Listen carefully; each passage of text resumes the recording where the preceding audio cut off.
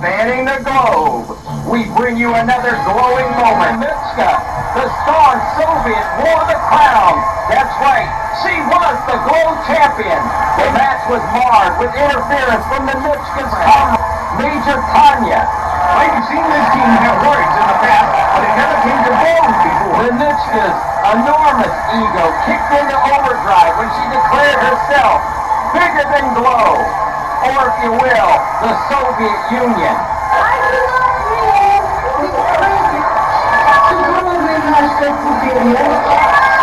You all know Star.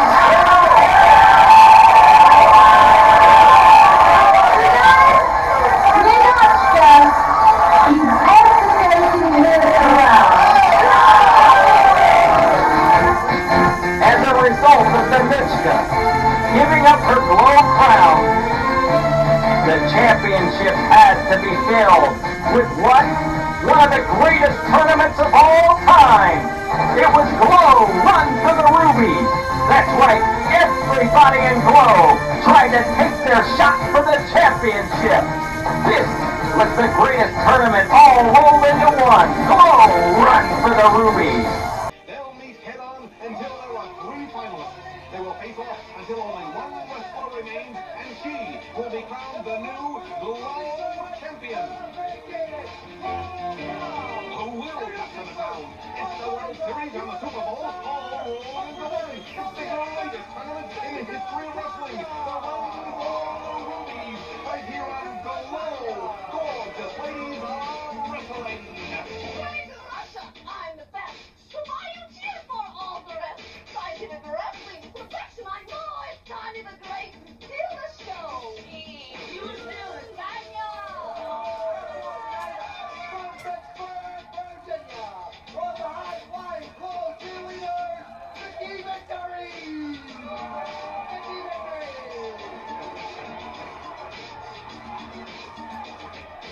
Think I'm peachy and I'm clean. Get me mad and I get me. See me fight and you'll agree. The best one is Vicky Victory.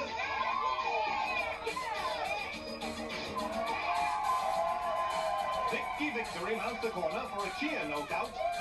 But her opponent, Major Tanya, doesn't seem to be in good cheer at all. The Soviet has no patience for this display. Oh, and the cheerleader almost makes a patient out of her with that flying body press. High Glow fans blow out Mike Morgan, the moves and maneuvers manual, calling this very first Run for the Rubies match. The entire wrestling world is buzzing about the tournament, but right now, Vicky feels the sting of the match. Major Tanya is a determined grappler. She wants to go all the way in this tournament to avenge the shame put on the crown by the traitorous Natasha. I still can't believe it. Natasha sold out. Back in the face of all those who helped and supported her and disgraced the crown. She probably thinks that's chic behavior. The cheerleader must take to the air to be effective. She flies more than a veteran pilot. She leaps at her opponent, and it's rock-a-bye baby with a regal takedown. And a flying drop kick hangs the Russian in the ropes. Soviet fights her way up, and Vicky is ready to take again to the friendly skies, pumping a midsection with that sledgehammer blow. Now collapsing her with a split. And Vicky Victory tries to ride her like a big red pony. She thinks she's got Tanya at her Steinbeck and call.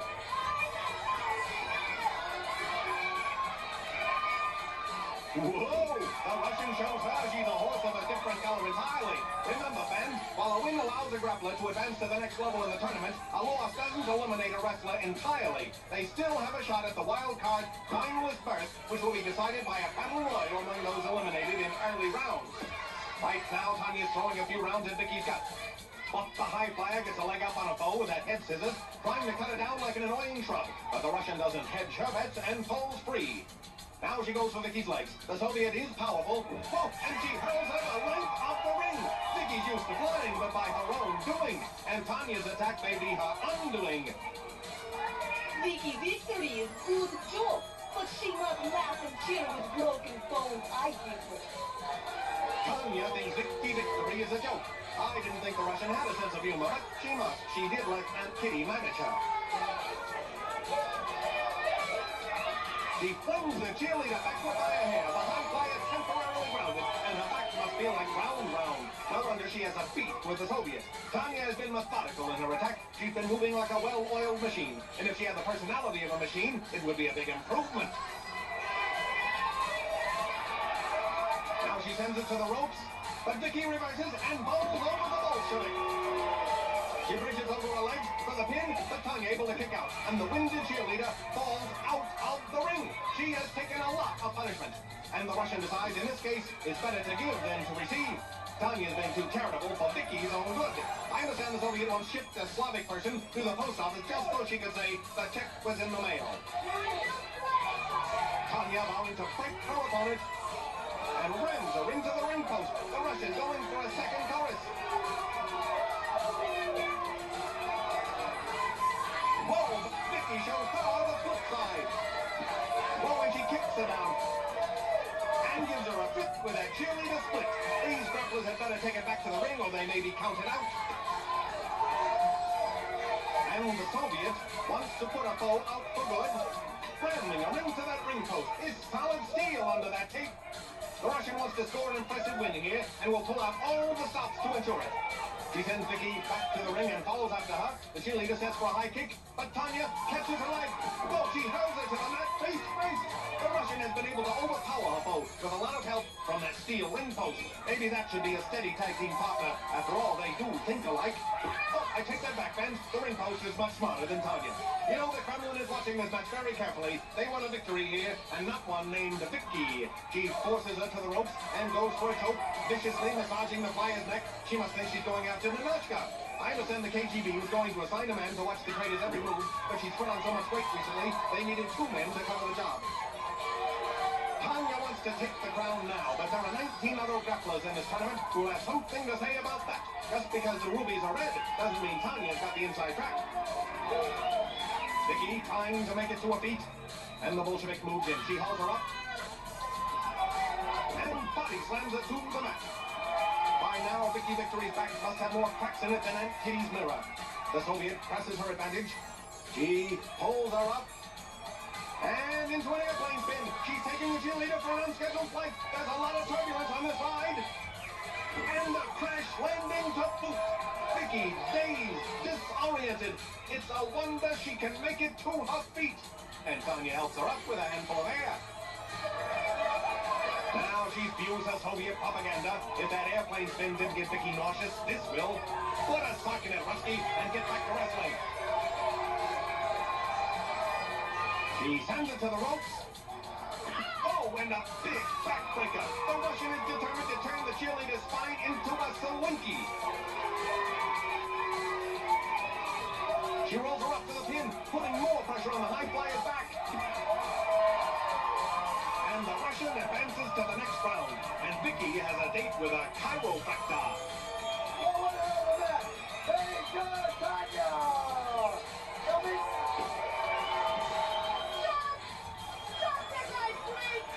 These little cheerleaders! Help me, opponent!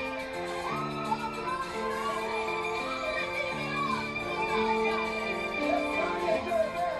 That was a call foul. She will lead a second. And second is call foul on the USSR. The whole call foul. Watch the match. Let's go. Of course, it's Lady of Wrestling.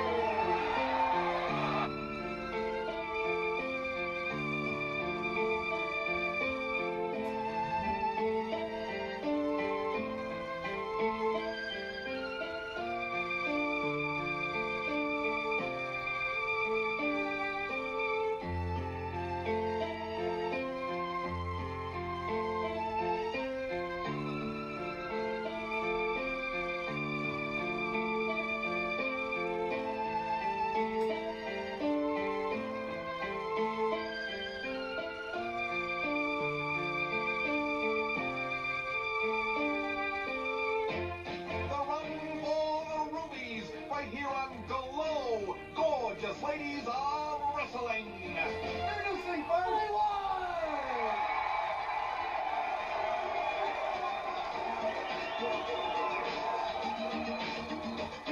Well, Hollywood is back to rule the ring. Beating on people is my thing. Another year of having fun and making my opponent run.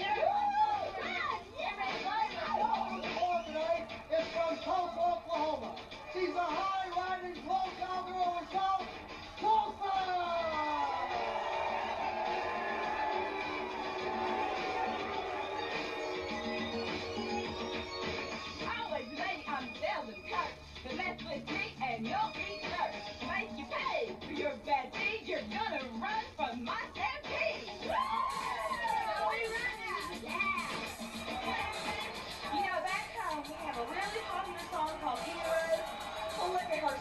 her like the queen she is. She has to have a pie. They know, Holly. They know that you are queen of the back alley. Whoa, Hollywood dicks Tulsa from the top rope. The street fighter quick to strike, using the ropes like a cat. Wow, she almost decapitates Tulsa with that flying head scissors. Hi, go fans, Motormouth Mike Morgan in the broadcast booth for this Run for the Rubies Rocket Ring Ride. Hollywood has declared war on all the country girls, and it's the luck of the draw that put Poww and Tulsa together in this tournament match. They've been feuding for weeks. These Wildcats recently met in a boardwalk brawl at the Trump Castle in Atlantic City, and almost wore the showroom down. Tables, chairs, and band broke line. And don't forget, fans, the Run for the Rubies continues next week when Sally the Farmer's daughter takes on the glow girl of the cosmos, Star, and the Park Avenue knockout Roxy battles the masked assassin, Mabel. Hollywood might be street smart, but I'm wise to her ways. I'll show her how the code of the West beats honor among thieves any day. The rugged rodeo queen pulls her phone down, and she goes to Hollywood's legs. The street fighter struggling, but the Oklahoman takes her for a ride in the Mormon swing. Hollywood hanging on, climbing Tulsa to break it up, and she takes her down. Following lock on the street. Hollywood able to do a little very Houdini that turned the trick. Tulsa recovers. Both girls want that crown. The cowgirl vowing to wear it with pride, and Hollywood hoping to hock it for profit. But Tulsa turns her into a prophet of doom, slamming the street fighter to the canvas. Hollywood is lucky Tulsa didn't bring her branding iron with her, or she'd be sporting a grade A tattoo right now. And that would be the only A she ever got. Hollywood never passed any subjects in school. She was too busy stealing apples from the teacher. The street gal taking over on the Oklahoman, and now she decides to show her the ropes literally as well as figuratively. Hollywood locking her in those ring ropes, choking away. She's showing her no noose is good noose. Using the bottom rope for leverage, she's trying to make sure this is the end of the trail for the cowgirl. The referee finally breaks it up, but the rodeo queen must feel like she's been in the last roundup. Hollywood moves in, but a slashing kick sends her over the ropes. The street gal stunned by the maneuver. And Tulsa regroups. She bolts on her like a gymnastics horse. Wolfham saddles her with a kick to the hindquarters. Tulsa can grapple with the best of them. And she invades the Farmer's daughter will have their hands full next week when they battle the brutal team of Beasty and Godiva. Hollywood writhing on the mat. And the cowgirl says it's all right with me, stomping her foe. The street gal is picking up some fan support, and Tulsa may need an elbow support. Hollywood able to roll out of the way, and Tulsa hits the trail hard. The street fighter does her best to keep her foe down, and now Hollywood going for a leg hold. She'd be happy if Tulsa pulled up lame in this race. She's using a modified version of the figure four, blocking both her opponent's ankles together. When it comes to attacking the legs, Hollywood is no Achilles heel. The cowgirl struggling to free herself, going for the hair, trying to shake some sense into the street gal. Oh, a knee lift almost takes her head off. She may be wearing an ice pack before she wears the glow crown.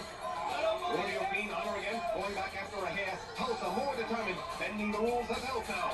And she almost bends Hollywood in half with that takedown. I don't know what keeps these gals going. They're fierce competitors who refuse to give up. But that's the heart of the glow girl. They keep on going until they drop. The Oklahoman takes over on the street fighter.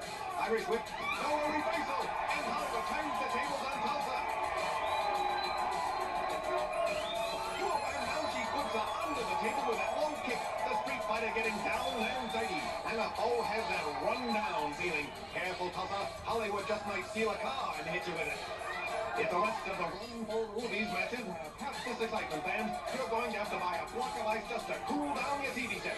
And Kitty's girl going back to the basics, working that already injured arm from that missed elbow. Tulsa trying to break free before she winds up with elbow macaroni. But Hollywood adds a little sauce by climbing the corner for revenge. Yanking that arm almost out of its socket. Tulsa's really out on a limb here. Oh, and the street gal comes down with tremendous force, hoping to mangle the cowgirl's arm. Hollywood with the ring smarts to know. With one arm, the rodeo queen is almost defenseless, but there's still life left in the Oklahoman. Sometimes I think their dislike for each other keeps them going. They almost started a riot when they went on the Donahue show some weeks back. I'm sure the host had his fill. Oh, a big knee stops Tulsa dead in the tracks. The force knocking the air out of her like big fat mama sitting on a beach ball. Hollywood missing with that leg drop. Both grapplers down and hurt. This match makes the elite Razor Lights look like a harvest moon ball. They make it to their feet, but for how long? Hollywood avoids the charging Tulsa and catches her in the gut with a sledgehammer. The cowgirl reeling. Oh, and the street girl finishes the job with a flying scissor. She cut her down like a paper doll. And there's the pin. And Hollywood continues on in the run for the rubies. Tulsa will have to wait for the wild card battle royal. And this one had as much action as any battle royal. Hollywood going back after Tulsa. And I don't think she wants to thank her for giving her a workout.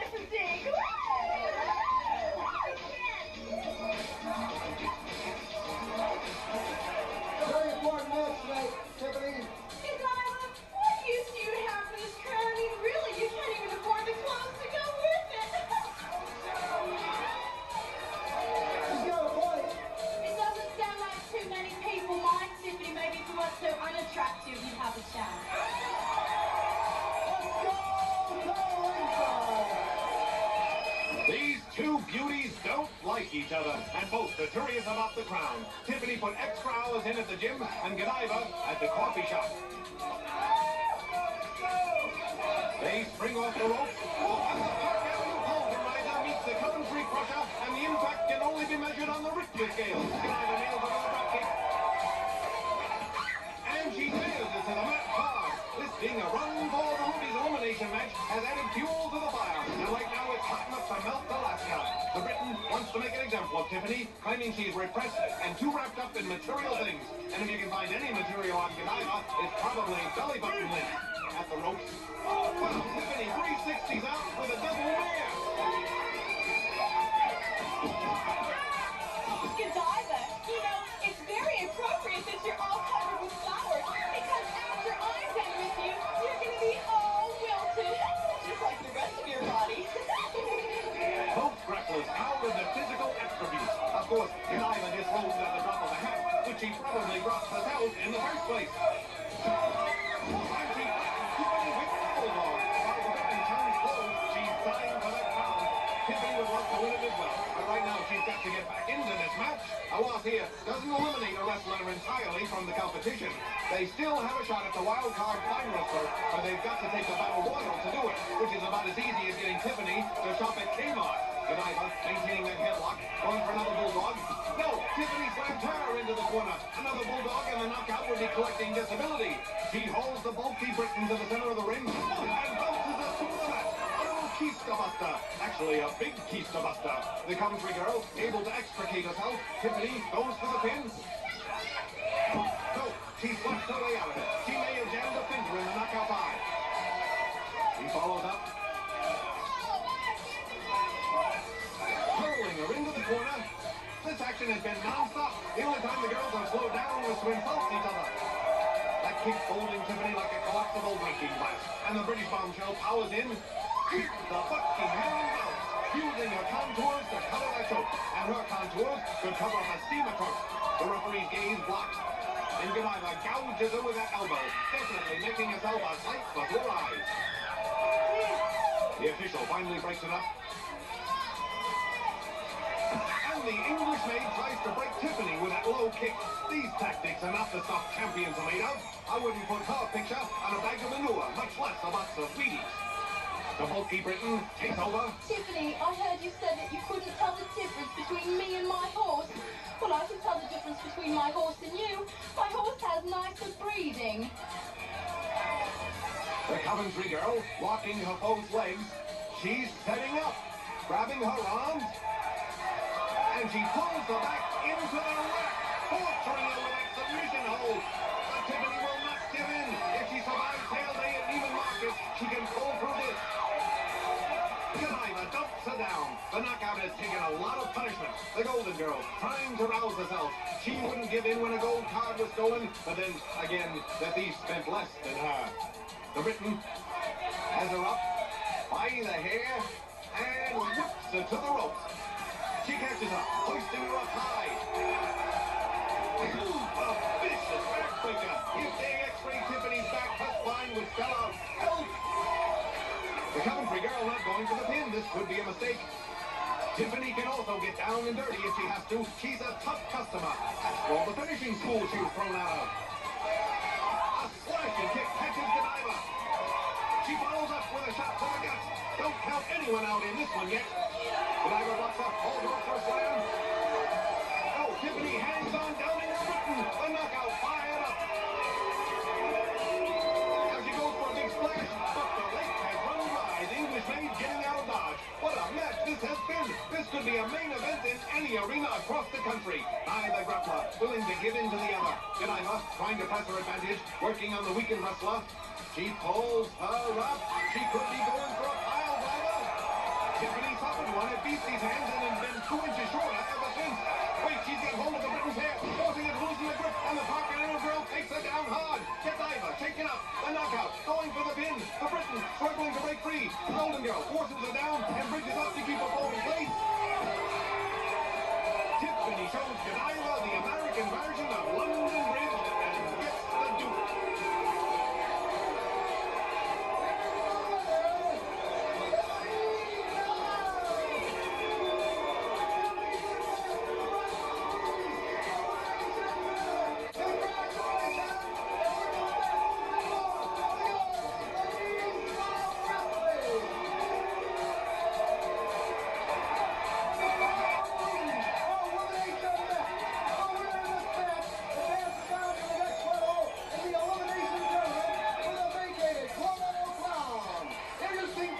From parts unknown, standing 6'2", the awesome Beasty. What's this? Has Daisy realigned his house with Aunt Kitty? I thought she'd given up rule breaking. You know, Daisy, you look awful nice tonight. Thank you. What do you say you and me go out into the matches? Okay. What a cad with a capital C! Coming out to her while he's been leading Mabel for weeks. It's from Hard Hole, Nebraska. America's sweetheart. And she leads him like she was coming out of a cannon. That's it. Give it to him. The two-time is getting everything he desires. Shining Weasel is feeling the wrath of a woman scorned. The bomb girl is liable to turn this rooster into a capon. This afternoon, what you good luck in the run for the Ruby elimination match. Ha! Putting those flowers to good use, whipping him with them. And now she dumps him over the ropes like so much refuse. Whoa! And they nailed the big flower with a perfect drop kick. She's a house of fire. And Daisy is caught by this Nebraskan tornado. The country girl working her foe over, standing on her hair and yanking away. The farmer's daughter taking her anger out on the object of Johnny C's desire. And let's be honest, the only thing he ever desires are greenbacks with a president on them. Babe abusing the big flower's mane in lieu of knocking the idiot grin off of Johnny C's liver lips. The farm girl torturing Daisy, pulling hair, breaking her face. Babe and wrestling like a woman contest. She makes those cat fights on Dynasty look like a counting clash. Daisy's brain is so scrambled, she doesn't know if she's coming or going, or good or bad. Well, I'm gonna knock some sense back into that girl. Dave's temper has somewhat cooled down, and now the big flower calls her out. She charges, but Daisy keeps her at arm's length, the farm girl unable to attack from that distance. The big grappler taking over now. She sets and sends her to the ropes. Oh, a wicked backdrop. That's like falling off a building. With all the action going on, I've almost forgotten that this is a run for the Rubies elimination match. And I'm sure the girls would much rather have that gleaming prize than a date with a tarnished Johnny C. Oh, a big deal. Latins the Nebraskan. This is the first Rubies match for either contestant. And Daisy's patented big swoop stops the farm girl in her tracks. Dave has lost the early edge she held, but in losing some of her anger, she's also dropped her momentum. She holds her up. Ooh, what bone-jarring body slam! Johnny C is still cowering at ringside. I doubt either grappler will want anything to do with him after this match, unless they both decide to wipe the floor with him. Dave mounts the corner, and the big flower seems perplexed by this maneuver. She leaps, but Daisy catches her.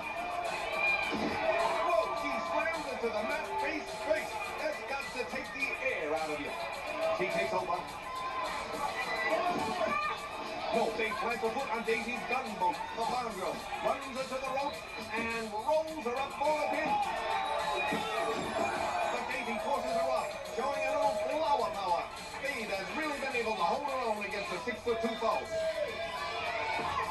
The cute Nebraskan has made her family proud, and I hope she has a lot of brothers who will drop by and dish out a few lumps for Johnny C. She catches Dave off the rope and holds her up. Oh, a devastating side suplex, and it looks like the end of the line for the farmer's daughter. Daisy takes the match, but Dave still has a shot in that wild card battle royal, and she still may take a shot at Johnny C.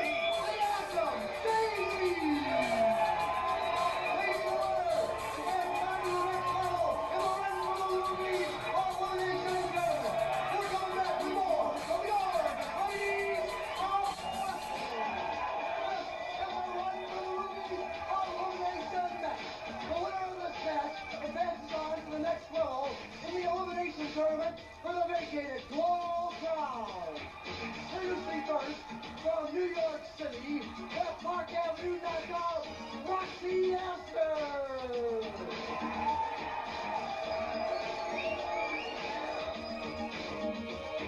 When you meet with Roxy, you better beware, 'cause I'm really strong and debonair. This jet set girl never backs down, 'cause all she wants is the Glow Crown.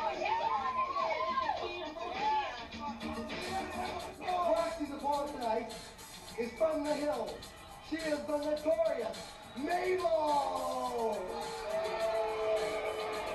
Where is that hooded felon? What in the world? Maybe she just got a mask on and can't do a thing with it. Special occasion tonight, which I know I will win the crown. I had my nails done. I had my nails done in New York by Cher. Oh, there's Mabel trying to sneak in behind a foe. Forget about your nails, Roxy. Mabel's about to nail you. Oh, and she jumps up, blinding her with a spare hood, taking the New Yorker by surprise. Hi, Glow fans. Motormouth Mike Morgan in the broadcast booth for his Run for the Rubies elimination match. And Mabel taking elimination seriously, trying to supplicate Roxy with that hood. I don't think the redneck wants the crown as much as Astor's head, but Roxy's still using hers, avoiding Mabel's blow. This match part of the amazing tournament for the vacated Glow Crown. 20 wrestlers have entered, and they'll meet until there's only one left, and she'll be crowned champion. Those eliminated in the early rounds are not out of competition at all. They'll meet in a battle royal to decide the wild card finalist fight. And right now, Mabel must be singing the first of the blues, or rather black and blues. Her opening attack failed to put the jet setter out of commission. Roxy Astor has made it known she wants the Glow Crown and no bones about it. And Mabel may not have any wrist bones after this hold. Roxy gripping her hand as tightly as if it were a gold card. Mabel normally is never without her partner Sarah. They go together like Sodom and Gomorrah. But Roxy topples her like the walls of Jericho with that rolling tackle. This Park Avenue knockout has a wealthy family and is rich in wrestling talent. And she's generously sharing it with Mabel today. Maybe if she likes a bow, she'll buy her a designer bag for her head instead of that flour sack. And Roxy decides it's time to hit the sack. The redneck thrown on the canvas like she were crazy glued to it. I guess the grappler is just stuck on wrestling. And Asta is about to paste her one. And into the ropes. Oh, a big clothesline drops Mabel like a hot potato. And so far, Roxy has been smashing her. There's a definite contrast in style here. The New Yorker dresses in the height of fashion, and Mabel looks more like a refugee from Mayberry. And Roxy may bury her in the ring today. Whoa, she connects with a flying elbow to the throat. Mabel going for a hair, and Roxy retaliates by going for her mask. The crowd had been tending for an unmasking earlier, and they just might get their wish. A knockout, twisting the hood around, blinding Mabel like she did to her earlier.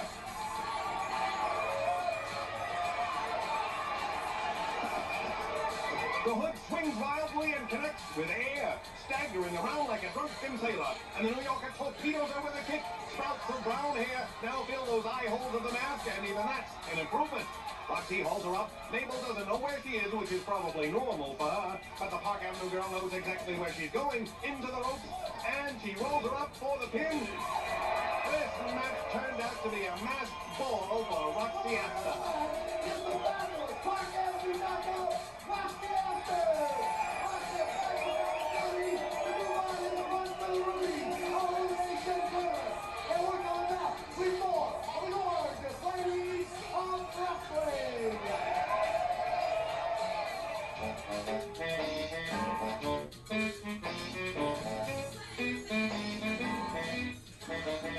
Vicky, you've got a cute appendicitis. And you've got a cute nose. Hey, do you think Roxy adds polish to the ring? Only when she's doing her nails.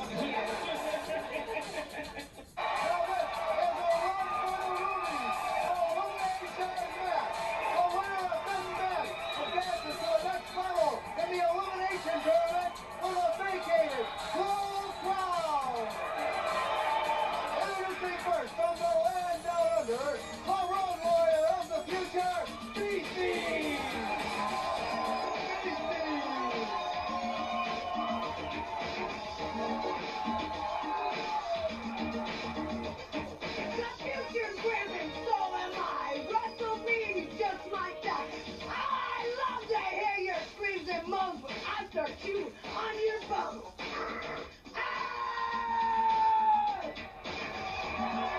Beasty's opponent in this run for the Rubies elimination match is direct from the comic book pages.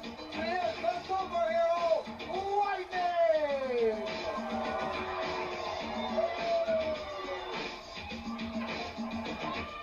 I am lightning, loaded with muscle and in the ring. I really have it. I strike quick, fast and hard. I'm not your average bubblegum card. No, it's special. Whoa! Lightning leaps over the charging beast. And now she scoots under the roadhog. Lightning isn't just fast, she's sudden. Rolling away from the beast, but she catches her against the ropes with a choke. The future shock, trying to slow down the momentum of the match before she gets car sick. But that's not fair. She makes everyone else nauseous. The run for the Ruby sets opponents against each other by the luck of the draw. And that's why the diminutive Lightning finds herself facing the obese Beast. She charges her weakened opponent and gets a turnbuckle to the gut. That's all she needs. More padding there. You'd like to see the Spuds McKenzie of wrestling take on somebody her own size, but let's face it, how's some that size die out with the dinosaurs? Lightning positions herself atop the far corner. Oh, but the Roadhog feels her from the top rope. That's got to hurt the superhero. A back crunching when it hit the canvas hard. And Warrior pulls the comic star up by the hair. You don't want to put your hand in Beasty's hair unless you need more specimens for your bug collection. The rope seems to have taken control of the match. Lightning needs to break loose and take to the air to be successful. But the Roadhog has been able to stay on top of her, pounding and choking. Beasty is a bizarre sight. She's so odd looking. Freddie on Elm Street has nightmares about her. Choking away. And now she puts the superhero to the mat. The Beast putting her bulk behind that block. And she's right on top of her again. The superhero would be a credit to the Glow crown, a role model for children. And putting the crown on Beasty would be like painting the White House plaid. She's the only grappler whose body has been condemned by the city as a disaster area. Now she's spinning the comic hero around. Lightning is used to flying, but under her own power.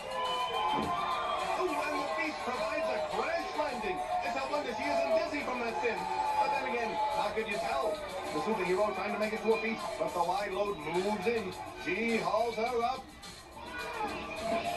Into the ropes, but Lightning flies up and climbs Beasty like a tree and takes her down with a flying head scissor. When the superhero takes to the air, no one can compare.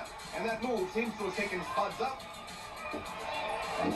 Now Lightning adds an elbow smash to help keep the Roadhog in the mire. She goes for an arm lock as the Beast struggles to her feet. The superhero is quite powerful for her size. She's always training at the gym, while the Future Shock does her workout at the donut shop. She catches Lightning with a knee. She hauls her up. And hurls a foe into the corner. This match hasn't been the cakewalk Beasty expected. The superhero has been able to keep pace with a Warthog. And the Beast Woman tries to drum up some fan support, but the fans won't rally for her, not as long as they have good eyesight.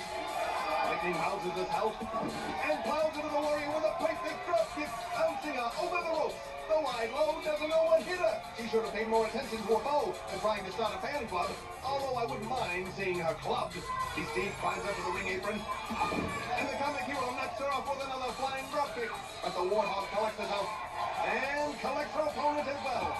The Beast slams her into the ring apron, trying to take the fight out of a bow. If you did the same thing to Beasty, you'd just be putting a dent in the ring. I don't want to say she's empty-headed. Morello found more in Al Capone's fault than what she's got between the ears. Oh, she slams the comic book star into the first row. Now she hurls her back into the ring. No, Lightning gets caught in the bottom rope.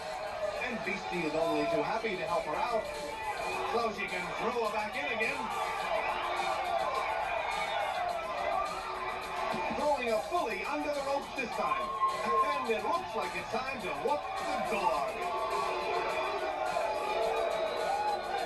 I am the superhero, rider of wrongs, eliminator of evil, terminator of trouble, with a terrible, terrible weight on my shoulders.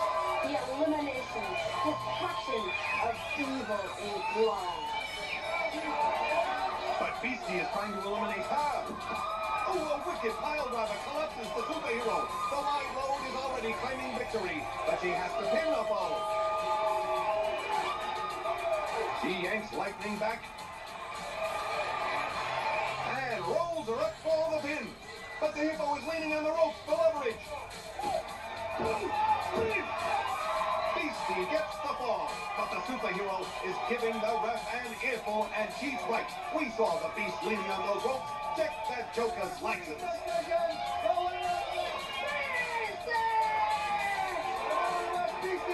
Beasty, you advance to the next level of the Run for the Rubies tournament. We're going to have some very tough competition. Are you ready?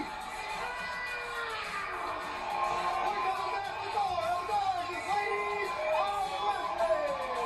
Welcome back to Poww, the doors of ladies of wrestling. This is a special Run for the Rubies elimination match. The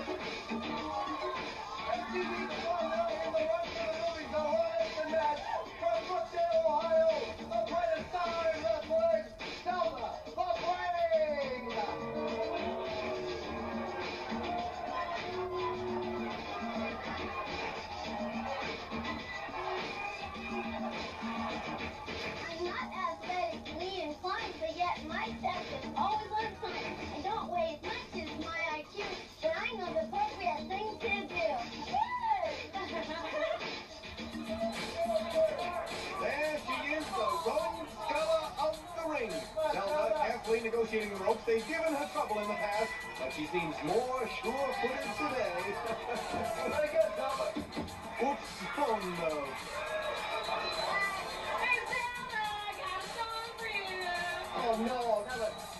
Goodbye, girl to the nerd who would put a hand on you. When we're running for Ruby, I'm gonna pin you. I don't know. Zelda, this is a very important match in the run for the Ruby's Elimination Tournament. Yes, and in honor of it, I was giving a multi-carat ruby. Oh, wait a minute. Oh, that- there's your Ruby. There's your Ruby. Mellon played a trick on you. Mellon played a trick on you, Zelda. And they scramble for the ruby. MTV's hanging around with Hollywood has paid off. She's learned to trade. Pickpocketing. Now, if only she'd hang out with someone who's taken a vow of silence. Zelda the Brain, able to fetch that ruby, but Melody fetches her.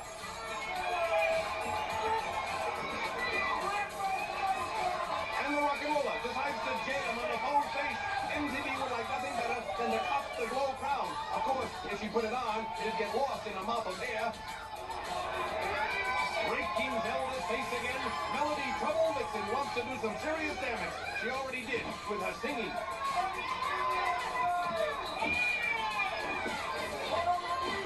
She leaps over her phone, and bounces on her gut.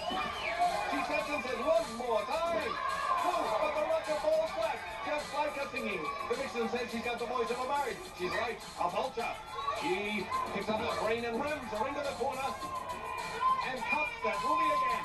Now showing off a catch. That's the first stone she ever got that didn't come from Alexa's Cracker Jacks. Haunting the brain. Who puts her foot down on Melody? She trips up and herself. Zelda may not be the most coordinated grappler, but she's always thinking in the ring. Confidentially, Melody Trouble Vixen has no Elvis in her either. She has a loose wire. MTV putting the toke on her pole. And Zelda plummets from the ring. The rocker still throwing off the rock. And that ruby's making Zelda see red. The brain attempting to get back to the ring. And Melody gives her a personal export in, slamming it to the mat. The multicolored mop has been able to keep Zelda worried about the ruby and unable to take control of the match. And MTV seems to have lost the duel. And it looks like the brain has reclaimed the prize. You got it. Now Melody trying to shake it out of her. That ruby has her possessed. Now she rams her into the rope, hanging her up in them. Melody trying to get to the bottom of things. And she slingshots her off. I haven't seen her this upset since prisons banned her music as cruel and unusual punishment. And the rocker reclaims the duel. Talk about romancing the stone.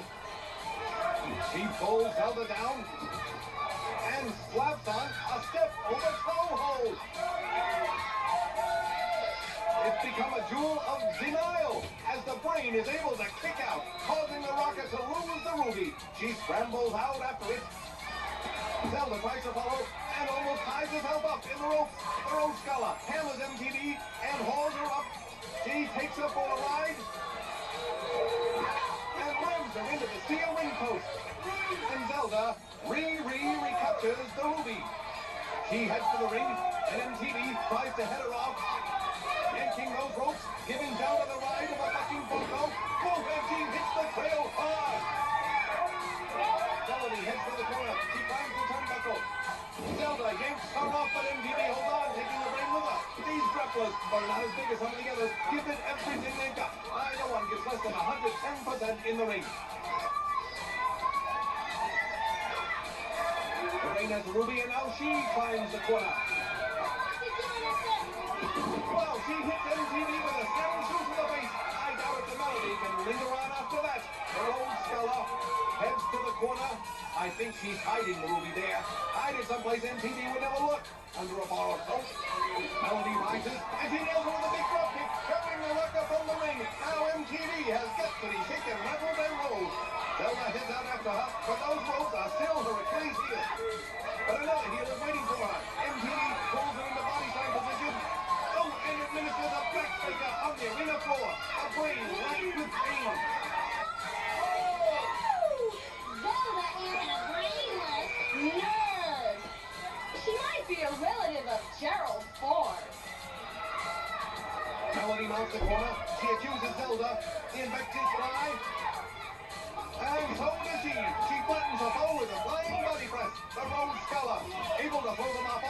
Both grapplers going at it tooth and nail for some time now. These Run for the Rubies matches have no time limit. Each bout must have a winner. And in a few weeks, the tournament will culminate in the crowning of a new champion.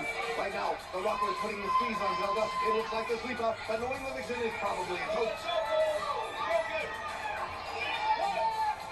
The ref counts for a break. But Zelda does it as out with an elbow. And she nails the match musician through the mat.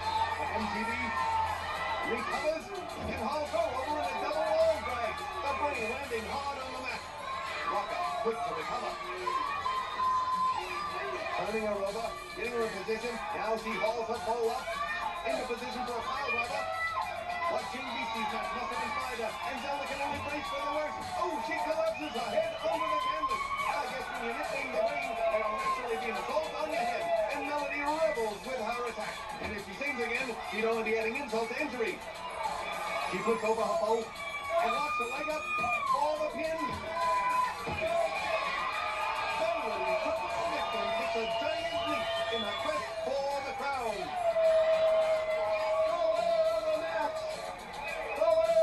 It's Melody Trouble Vixen MTV.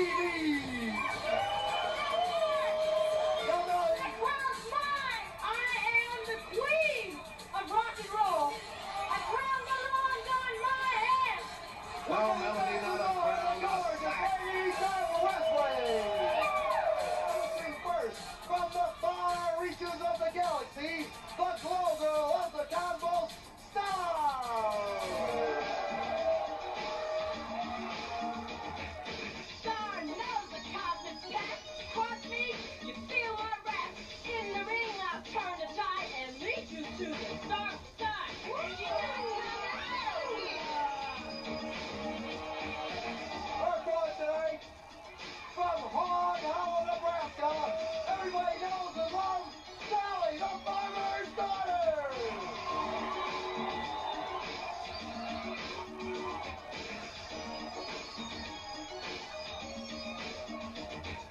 Apollo's always been my home. But then I jumped the earth to roll. They all say, Sally, do your thing. And now I'm jumping in the ring.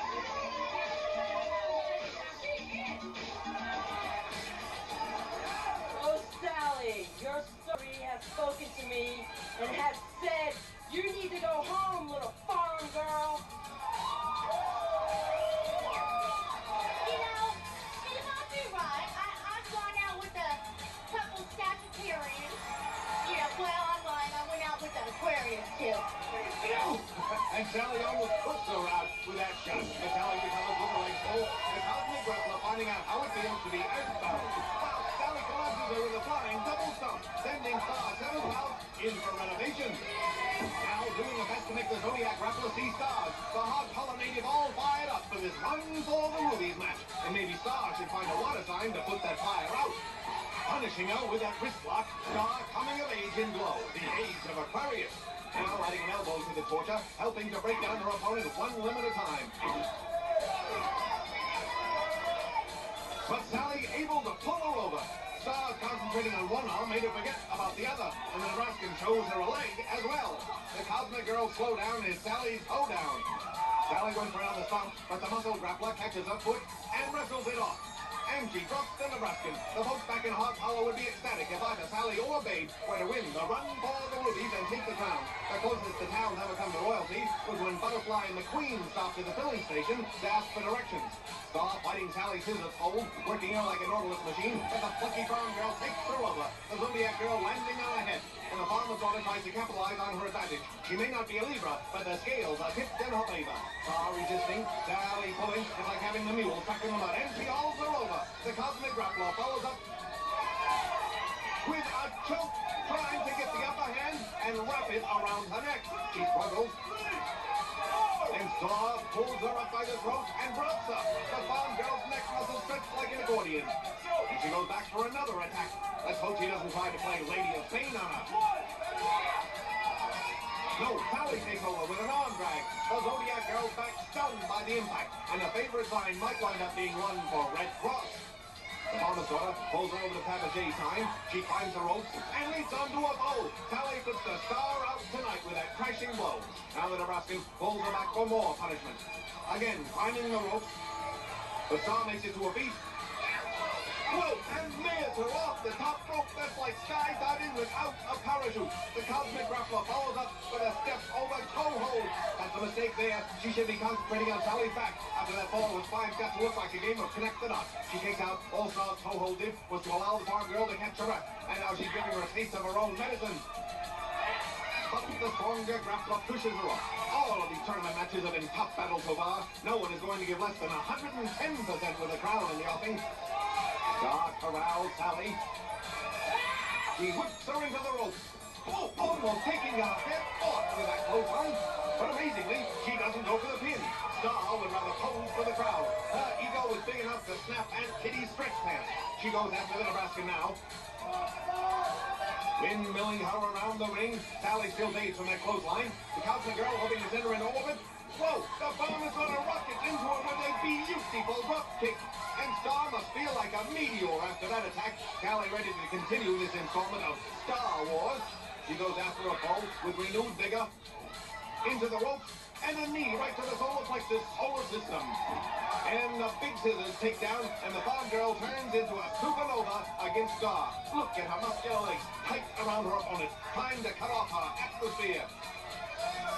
But she powers out. This has been a grueling battle for both grapplers, each one hoping to advance to the next level of crown competition. Now Star working Sally's arm like it was a pump handle back home, forcing her into a hammerlock. If the Cosmic Grappler could keep up a sustained power attack here, she just might take the victory. She's got that arm locked tight. The Nebraskan in desperate need of a counter. Star setting up. Hurling her foe into the ropes. Going for another clothesline. Sally ducks under. She catches both her legs and throws her up for the pin. And Sally brings Star down to earth. And the Zodiac girl is beside herself. Here's the winner, Sally, the Farmer's Daughter! Sally leaves the foe in a trail of stardust. In this match, you advance to the next level. Ladies and gentlemen, Sally, the Farmer's Daughter! We're going back with more Daughters of Ladies on Wrestling. Now let's go special. One for the rubies on elimination match. The winner of this match advances to the next level in the elimination tournament for the vacated Royal Crown. Introducing first from Harlem, New York, standing 6'2" for law and order, the crime buster herself, Justin! Justin! The crime buster! My name is Justice. I take no dodge. They mess with me and they won't survive. Because the ring is now my place. You do me wrong and I'll break your face. Her board tonight is from the hills. She is the notorious Sarah!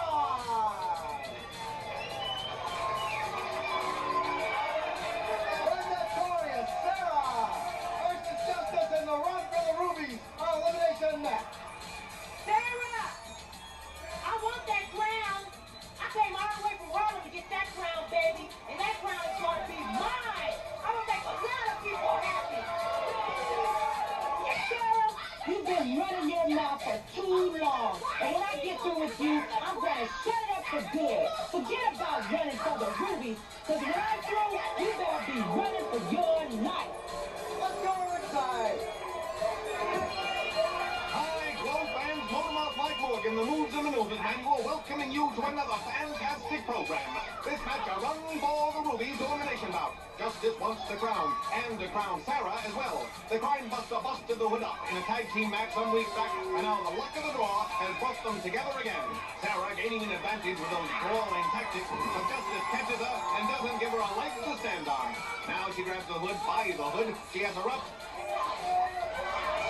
And a bone-showering body slam. The last one almost pavement pizza there. Oof. Justice missing with that leg drop, landing hard on the mat. She may have injured a hamstring, and any ball player can tell you how painful that is. But that foul ball Sarah is going right after her with a leg hold. The Harlem fighter struggling and bats her away with a kick. Both grapplers make it to their feet. And a big kick collapses Justice into the corner. That quick move knocking the air from her body. Sarah charges in and headbutts a foe in the gut. The masked one attacking like a fighter specializing in body punches. She charges in again. But Justice catches her in a side headlock. Now the ex-cuff locks down tight, squeezing a skull like an orange in a juicer. But don't expect any vitamin C to squirt out of that mask. As a citrus fruit, Sarah is nothing but a lemon. And the New Yorker decides to give her some lemonade. Justice greets her with another blow. And another. And the masked one returns fire.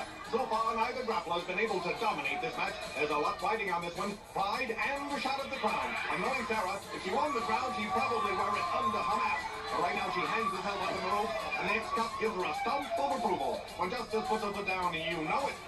Sarah struggling to her feet, and the New Yorker shows her the latest step. Right on the small of the back. The Crime Buster now taking control. And Sarah's back may want to take a vacation. She works that side headlock. But the hood elbows her way free. Again, attacking a gut. She'll leave more than out to Tulsa for that stomachache. Now pounding on the back. If Sarah has used a legitimate wrestling hold in this match, it was probably by mistake. Now she holds her up. The weakened fighter, easy prey. Whoa, and she slams her down. We could have an upset in the making. Sarah stomping away. The sackhead should be going for the pin. Now Justice catches her foot. The hood trying to keep her balance, but some say she's been unbalanced for years and she hits the deck. The Crime Buster follows up. Pulling her up by the mask and into another side headlock. Trying to squeeze her eyes right through that hood. And the ex-cup decides to take her for a ride, and it's a bumpy one as she collides with the turnbuckle. If that mask doesn't muffle sound, she's got to be hearing bells now. And Justice shows her the meaning of headbanger music. She tells the hood, I like the beat, you can stagger to it. Sarah trying to hold on, but the Crime Buster wants to add Headbuster to her resume. And it's a good thing Sarah's wearing that pillowcase, because she's almost in dreamland. Justice hangs her across the ropes. And decides to play tag with her midsection. The hood hanging as limp as yesterday's linguine. And ex-cop says, pasta ammunition. Sarah falls like a bad souffle, and the New Yorker is cooking on all burners. She slams her in the corner and pounds at a gut. Justice in control and returning those body shots she took earlier. He holds her out. And into suplex position. Sarah's dead weight. And the Crime Buster can't get her fully extended. Justice presses and gets her over. That suplex just about finishing Sarah. The crowd chanting, take the mask off. But the Harlem Girl goes for leg drop and pin. She wants to win. Wait, Mabel leaps into the ring. She grabs the referee's hand to prevent the 3 count. And she kicks away at Justice. You know with terror wrestling, Mabel couldn't be far behind. They're cut from the same cloth, and they wear it on their head. Mabel catches the New Yorker in a full Nelson, and Sarah stomps away. The two of them double teaming the grappler. Johnny C. trying to restrain Sarah. Careful, they may double team you next. Mabel still holding that full Nelson tight. Come on now, Mabel. Justice breaks free. And whoa, splattered Sarah under the mat. Now she goes to work. Wheeling her around like a carnival ride gone berserk and into a fleeing partner.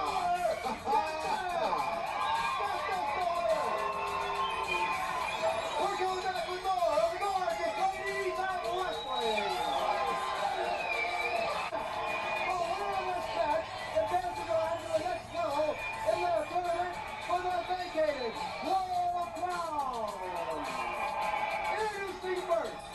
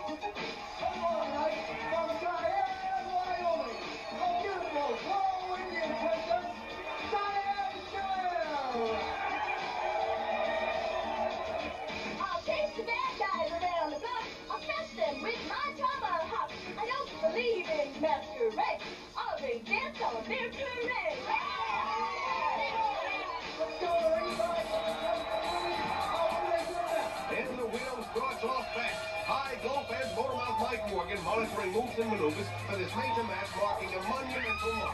And the widow is trying to mark up Cheyenne Cher with that claw hold. And she almost takes her head off with it. Sometimes I get this strange pressure in my head, and then an axe appears in my mind, and I feel like I got a splitting headache, and then the axe disappears. I don't know, I just can't get a handle on it. Cher going for the pin. But the woman in black able to escape. She ducks that high kick and delivers one of her own. The widow claiming to be haunted by the image of an axe. I did notice a striking resemblance to dementia. Could she be another personality that's been submerged in the hatchet lady? This will have to bear further investigation. This match marks the end of the first round of the run for the movie. Next week you'll see Tanya and Poww battle for a semi-finals position. In addition, the cop from Harlem, Justice, will try and tame the road warrior Beasty in an alley fight. Plus, in a special six-ladies tag team match, the Widow Woman will join forces with Vicky and Godiva as in Tiffany, Roxy, and Natasha. This new incarnation of dementia is already a more active grappler. But the jury is still out on whether she's a better dresser. Cheyenne Cher is a quick acrobatic wrestler, but the Widow has been able to hold her own so far. She uses the ring like she's been in it before, and she probably has, as somebody else. Oh, slapping Cher across the face, hoping to add a little red skin to the red skin. She charges the down wrestler, but Cheyenne takes her off. She follows up with a standing monkey toss, and that's got to hurt all the personalities in the Widow. I wonder if she goes to a psychologist for a multi-personalities, does she get charged the group rate? The two grapplers challenge each other, hurling invectives. Damn, the Indian is lucky she's not hurling an axe anymore. Cheyenne Cher taking over now. She wants to win this win and get a step closer to the gold crown. She hurls the foe into the ropes. And wow! This is doing a tremendous power slam. She hooks the leg. And the Indian princess notches a big win here. But the Widow gives her a parting shot. Her costume is as black as her heart.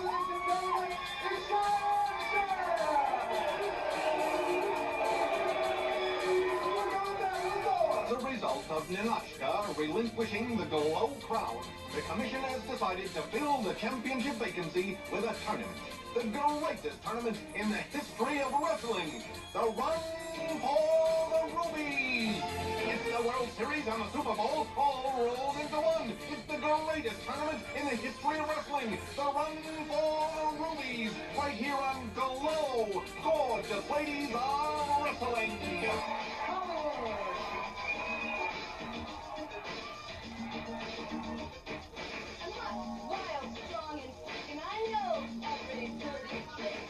You every chance I could, just don't mess with Hollywood.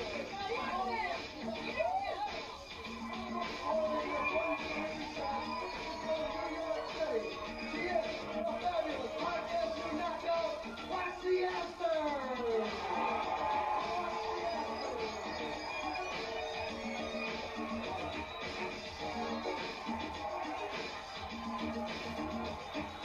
Now that you know my name is Roxy, all these that I'm rich and Roxy. In the ring, going fast, but they can't beat Roxy and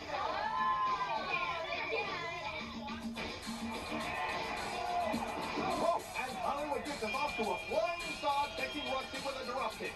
Hi, Glow fans, Motormouth Mike Morgan in the broadcast booth, welcoming you to another great card of Glow. We've got 3 tournament matches today in the quest for the most coveted crown in wrestling. And Hollywood hopes to get one step closer to it, locking Roxy in that figure 4 leg lock, hoping to gain a submission. But Roxy wants that crown as well. She'd rather turn in her gold card and give in. And she stomps that leg, trying to do as much damage as she can early in the match. Now dragging her over to the ropes. Wait, and Kitty gets into the act, holding Roxy's leg down so her girl can dish out the punishment. Look at her smiling with delight. And Kitty should be barred from every arena, just as part of keeping America beautiful. Now the referee trying to shoo her away from ringside. Face it, pal, you need a bulldozer for that. Hollywood sees the double teaming has taken its toll. You know who takes out the Park Avenue trash? Anyone who has a date with Roxy Astor. The street girl taking over. She can notch a victory if she keeps up the pressure. Oh, what a tremendous bulldog crashes Roxy to the mat. Unless a grappler would have gone through the ring, and then Kitty would be halfway to China by now. Hollywood goes back after a weakened leg. The referee cautioning Roxy's partner, Tiffany, who's come to ringside, not down to the ring.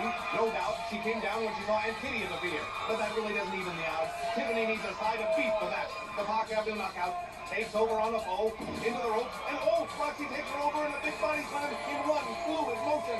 Both wrestlers are at the top of their game. This match could be a main event in any arena in the country. Hollywood's wrestling techniques are definitely street material, just like her. But watch her cleaning up the streets and using her hair as a mop. Now Roxy has her up in a fireman's carry. Oh, and she dumps Hollywood to the canvas. Once Aunt Kitty was pushed out of the action, the New Yorker was able to regroup and get back in the match. And remember, fans, a loss here doesn't keep a wrestler out of the competition. They can still become a finalist by winning the Battle Royal for the wild card berth.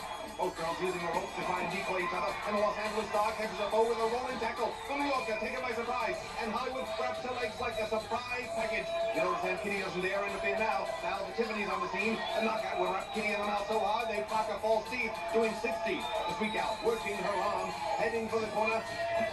No, Roxy cuts her down like a lumberjack's prize with a sledgehammer to the chest. Hollywood trying to recover. Goes for a side headlock. She works it. Wow, and says rock-a-bye baby with a cradle takedown. The New Yorker must feel like she was run over on Park Avenue. Hollywood now going for an armbar. She's been consistent in her approach to break down Roxy. Applying the pressure on the hold. And hurling an insult to Tiffany, the street girl, still stinging in her and Broadway Rose's walk to the Park Avenue girls last week. But now, she's stinging Roxy with those kicks and a low blow collapses the New Yorker. The street girls have been impressive so far, and then Kitty's reveling. She wants that glow crown, anything to cover up that quick. Not content to punish Roxy, she wants to embarrass her as well. A big boot to the gut. And another low kick. The knockout has been hung out to dry, literally as well as figuratively. Hollywood bounces her off the rope. She's ready to take the crown now. But that's easier said than done. And the Park Avenue has got to get back in the match. The street gal is walking all over her like a brand new carpet. Roxy seems almost defenseless, and Hollywood knows it. Hollywood playing to the crowd, but not forgetting her opponent. She goes back to work. And whoa, a big double arm drag. The New Yorker was playing possum, and Hollywood won't break into that. That move stunning the street fighter. Roxy collects her by the hair. They struggle. And the Californian pulls her into a side headlock. This match has all the earmarks of a classic. And the knockout decides it's time to get to the bottom of things with that spine breaker. That impact really jolting the street gal. She may have to drive home standing up. Roxy takes over. Into the ropes. Whoa, a big backdrop. That is a bow to the back. After those two shots, her spine has got to be sending out an SOS. Roxy taking time to acknowledge the fans while the street gal's back is ready to take a vacation. She grabs a pole and hurls it to the ropes. She catches her and pulls her into body slam position. Wow, what a power slam. This could be it. No, Roxy's not through yet. She climbs the corner as Hollywood struggles to her feet. The New Yorker sets and barrels into a charging foe. She hooks the leg. And Roxy Astor takes the Duke in a tremendous match.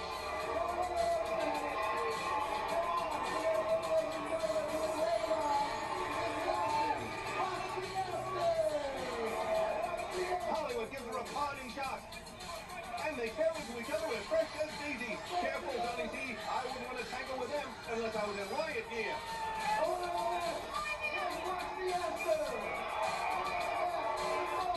And Tiffany comes over for a pat on the back.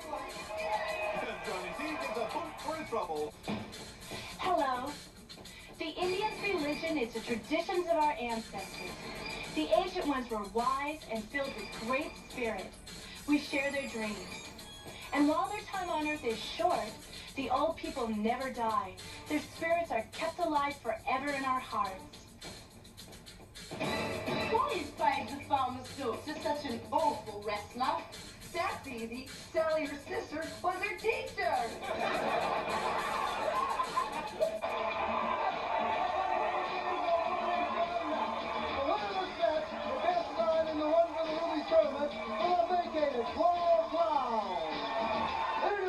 First in this run for the Ruby match, from Leningrad, USSR, the powerful Russian, Major Tanya. Major Tanya. I trust you, clever, tactic, strong. Think you're better. Yes, you're wrong. I'll throw you, crush you, break your bones. Are you so good at power? Alone. Major Tanya's going tonight. In this one for the Ruby match, it's from Hog Hollow, Nebraska. She is Sally, a vs.Star.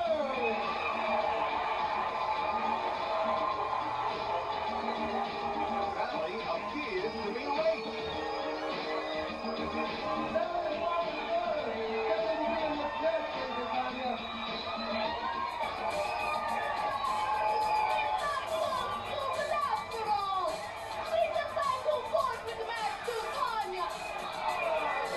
Dave, the father's daughter, what in the world are you doing here? So you see, my sister Sally had to go back for an emergency, so I'm here to take her place. Back to Hog Hollow, Nebraska. Who says that she can take her place? Sally's not here. She forfeit the match. So forget Tanya is winner. No, Tanya. No, Tanya. You're not the winner. I love this match, Jody C. Dave wants this match in the Run for the Ruby tournament. What gives her the right? She's Sally's sister, and I give her the right. As usual, Danny T overstepping his bounds. Now he mentions the commission. One more move is good as the rest.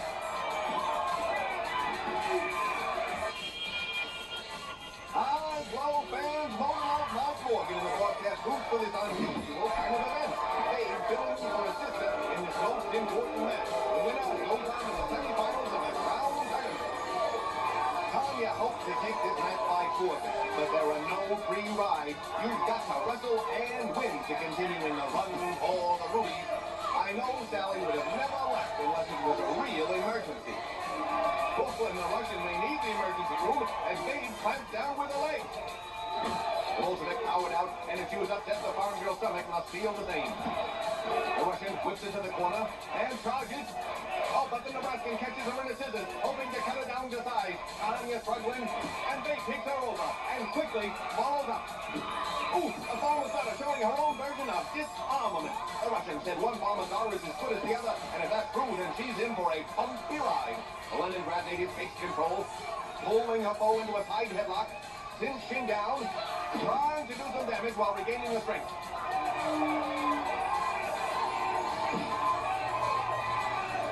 Now she flings her into the rope. Bullseye! Dave connects with a perfect butt kick. Now, going for the pin. Major Tanya, you're tough. But when I get through with you, you're going to need another major medical. The farm girl sets on the corner and plows into her with a flying body press. Tanya able to push her off, but suddenly the Siberian Express seems to have slowed down to a local. I've got to believe that the major knew Sally wasn't in the arena and expected to win by default. Otherwise, she wouldn't have volunteered to take Vicky's place in a six-lady tag team bout later in the program. Now she's got two matches on her hands and Dave's legs in her arms. He pulls her from the corner. Whoa, and flings her the length of the ring. The farm girl landing face first, and that's no haystack, that's hard canvas. The crowd not partial to Tanya, and can you blame them? She goes after a prey and slams it to the mat. Again, Babe's face hitting the canvas hard. She may wind up with some red welts to match her blue eyes. The Russian hauls her up in the body slam position, taking her around. Ooh, a big backbreaker. The farmer's daughter really not prepared for this match. She took it just to keep her sister in the run for the Ruby tournament. Who said blood isn't thicker than water? But then again, nothing's thicker than Tanya's skull. Dave whipped it to the ropes.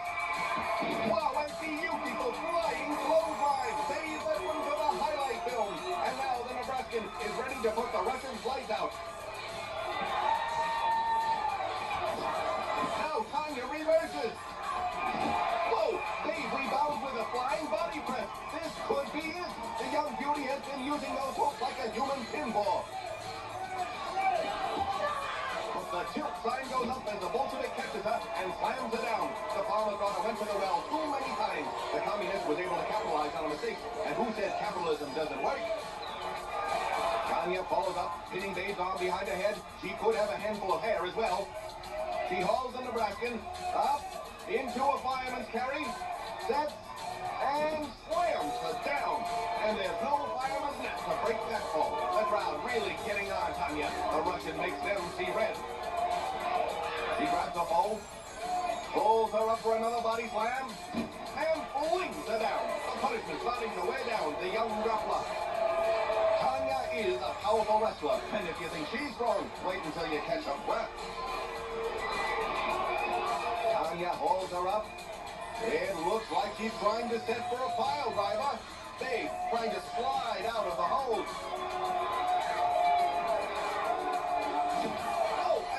Crashes her to the mat. The Nebraskan's neck collapsed like a golden drinking glass. And Tanya is ready to claim the victory.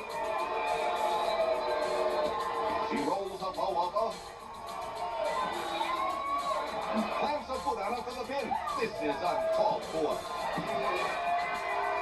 And the Russian goes on to the semi-finals, able to conquer an opponent who is really not prepared to wrestle her. Let's see how much he has left for that tag team later. It's Major Tanya! Major Tanya, your winner! And we're coming back with more of the gorgeous ladies hour wrestling!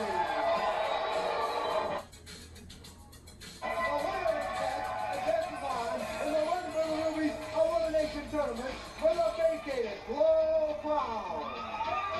Introducing first from the land down under, the Road Warrior of the future, Beasty!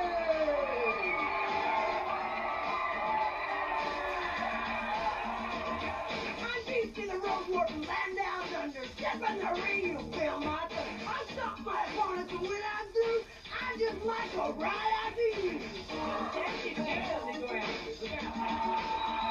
before tonight in this Run for the Rubies Elimination match is from New York City. She's the fabulous Park Avenue knockout, Tiffany Mellon! Tiffany!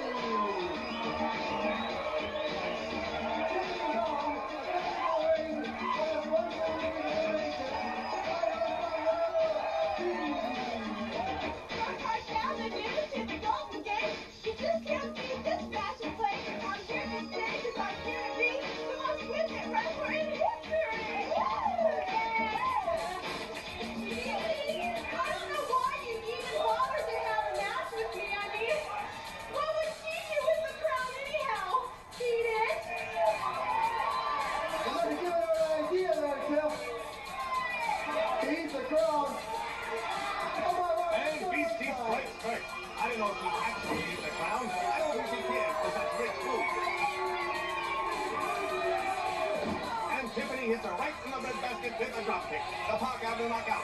Follows up, climbing the road hog. And she takes the 8th over in a monkey toss, showing her who the top banana is. High both and more mouth Mike Norton moves and maneuvers manual in the broadcast booth. And Tiffany Mellon is on a roll, having already upset Godiva in a run for Ruby's elimination. She's now got to curve the Spud McKenzie out the ring. These two have met before, and the last time Beasty tried to trap Tiffany into the Road Warriors Club by scalping her. But now the wide road is going for the throat. That's no way to conduct a membership drive. The Future Shock intends on leaving a set of fingerprints on the knockout snack. Look at the throat penetration with those thumbs. Oh, she yanks her off the corner by the throat. A brute strength trying to collapse the windpipe like an accordion. The beast is one of a kind. When they made her, they broke the mold on purpose. The hippo trying to garner some fan support, but no dice. It's not Be Kind to Animals Week yet. New Yorker trying to get back to her feet. Tiffany actually has a soft spot for the road dog. She tried to find her permanent lodging at the Bronx Zoo. The future shot grabs Mellon's legs, trying to set and heave her across the ring. No, the knockout sits this one out and leaves the warrior alone on the dance floor. But the golden girl gives her something to remember her by. A foot to the gut. Beasty will wind up looking like Hollywood's Chinese theater with all the footprints he's collecting. Beasty with the glow crown?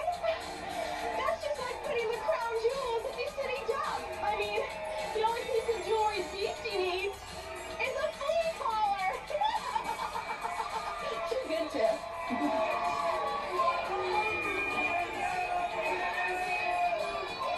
The wide load hauls the Park Avenue girl up. She's got her in a fireman's carry, although she wants quarter fireman for use of the hydrant. The future shot sets. And ooh, goes her to the canvas. Tiffany back, taking that impact like a piece of china in an earthquake. And Beasty says, that's fine with me. The Spuds Mackenzie of the ring once gave Tiffany such a devastating pile driver, she's been 3 inches shorter ever since. Now the animal's trying to smack on the golden girl's leg. The beast may be part cannibal, or more likely part of a few cannibals. New Yorker trying to escape, and the warthog runs her like a wheelbarrow. Ooh, slamming her face into the turnbuckle. Tiffany has got that run-down feeling. Tiffany's Mellon! Mellon up the ring again! And I'm gonna tell you, Mellon, I'm gonna rip your face! A new face! And under that face, I know you're ugly!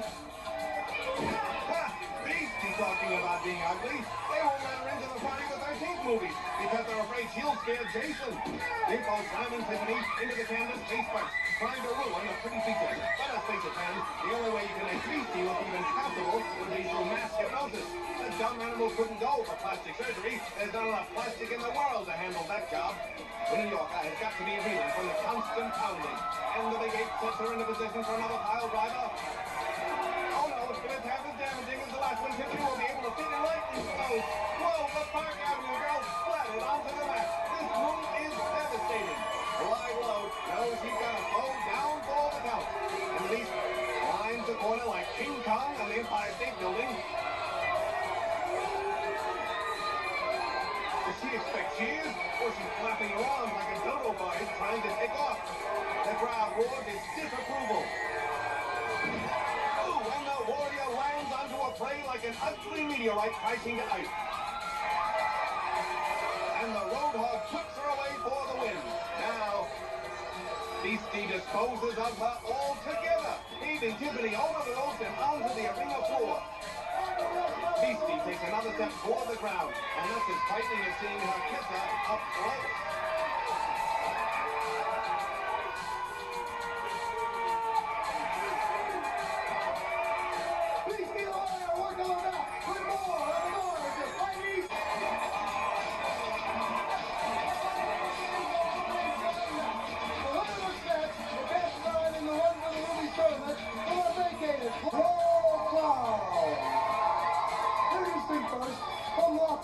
California, the queen of rock and roll, Melody Double Dixon, and TV.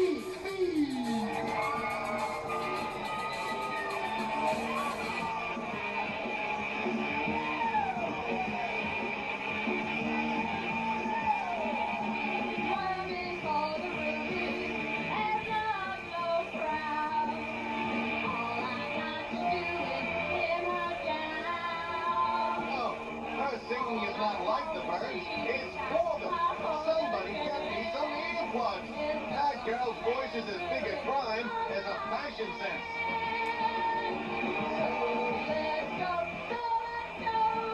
So go already. Get out of here.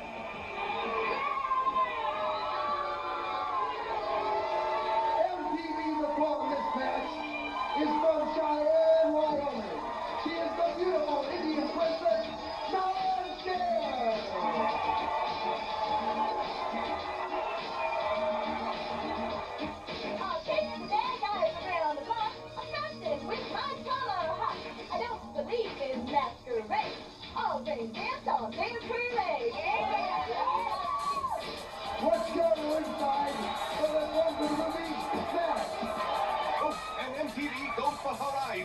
Popularity is false in everybody's ears.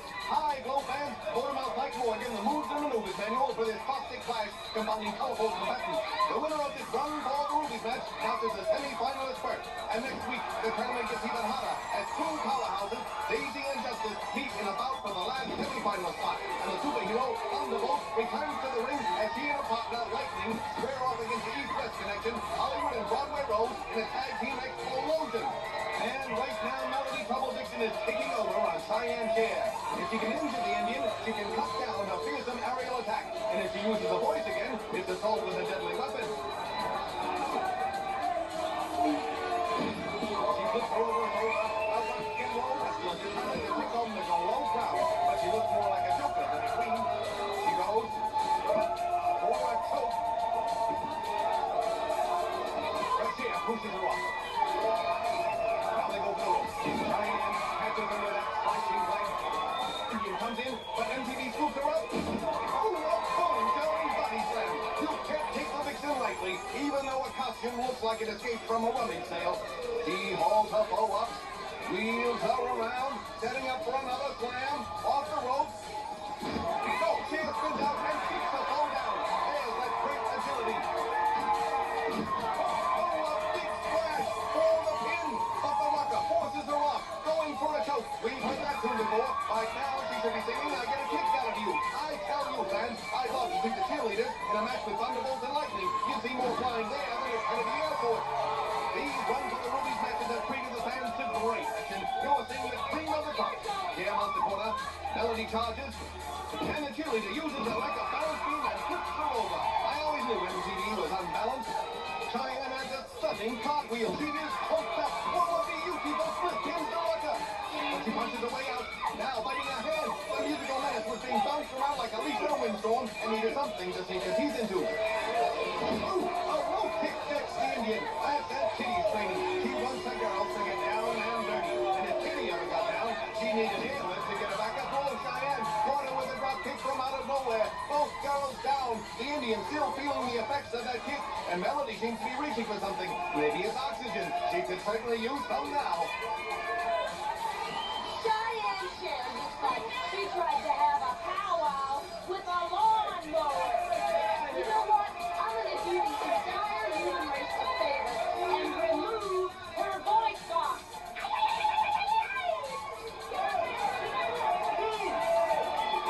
Cher wheels her around like a windmill gone berserk. The rocker is reeling, and no matter how she struggles, Cheyenne won't release her grip. She puts her over the rope, but the vixen holds on and takes the Indian for a ride right to the arena floor.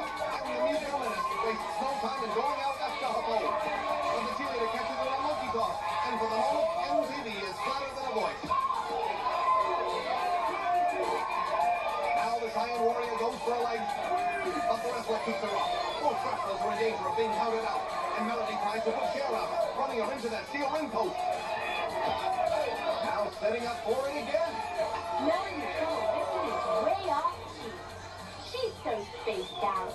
When she steps in the ring, she'd better tune in, or she's gonna feel my beat. The rocker hurls her back to the ring, feeling her foe was weakened enough to finish her off in the ring. The victim mounts the corner. He's thrown off the top rope before to polish off her foe. He says, "The Cher rolls out. Oh, MTV's better to go on the net. And like a multicolored Humpty Dumpty, she had a great fall." The Indian gathers her strength. And now she charges in and grabs her by the hair. Oh, I wouldn't do that unless I had a lead-lined glove. The Indian is saying, "Shake it, baby," and trying to scramble MTV's brains like a batch of bad eggs. Now she pulls her into a fireman's carry. Wolfman puts out her fire with a big slam. Now Cheyenne Cher takes to the corner. She goads her opponent, going for another gymnastics move. But Melody bounces her off. And down to the grappler with a double sledgehammer through the gut. The rocker wasn't going to fall for the same move twice. Now MTV says, "Let's do the twist." Tied her foe's legs up, turning the Indian into a human braid. A possible pin. No, Melody drops up. Cher trying to get it together, but the rocker is like a boomerang. He always comes back, and she's about as smart as one too. Stomping a foe. Grabbing the Indian, setting her down. The Cher springs up and catches her arm, rolling the musical menace into a pin, using MTV's own legs to throw her over like a double.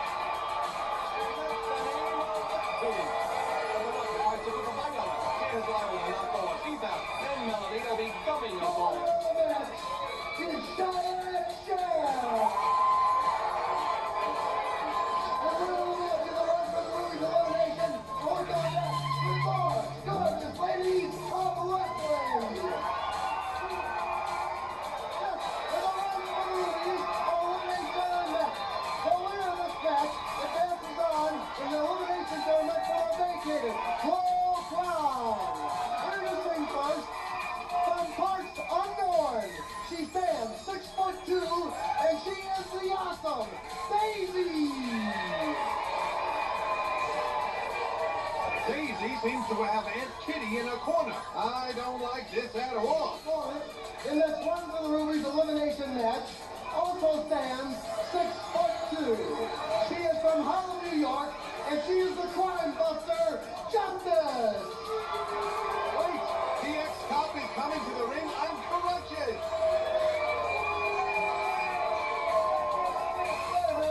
Justice won the world, you're on crutches. What happened? Johnny, see, I want everybody to know that Daisy, her right there, tried to break my leg, qualify me for running for the Ruby. But that's okay, because I got a petition for the commissioner, and I got a replacement. And my replacement is Vicky Victory.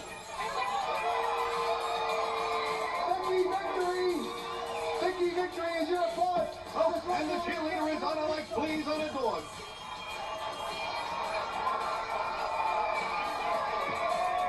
Whoa, a big double man! I knew Daisy's associating with Aunt Kitty meant nothing good, and now Broomface has turned Daisy back to rule breaking. Vicky climbs the corner.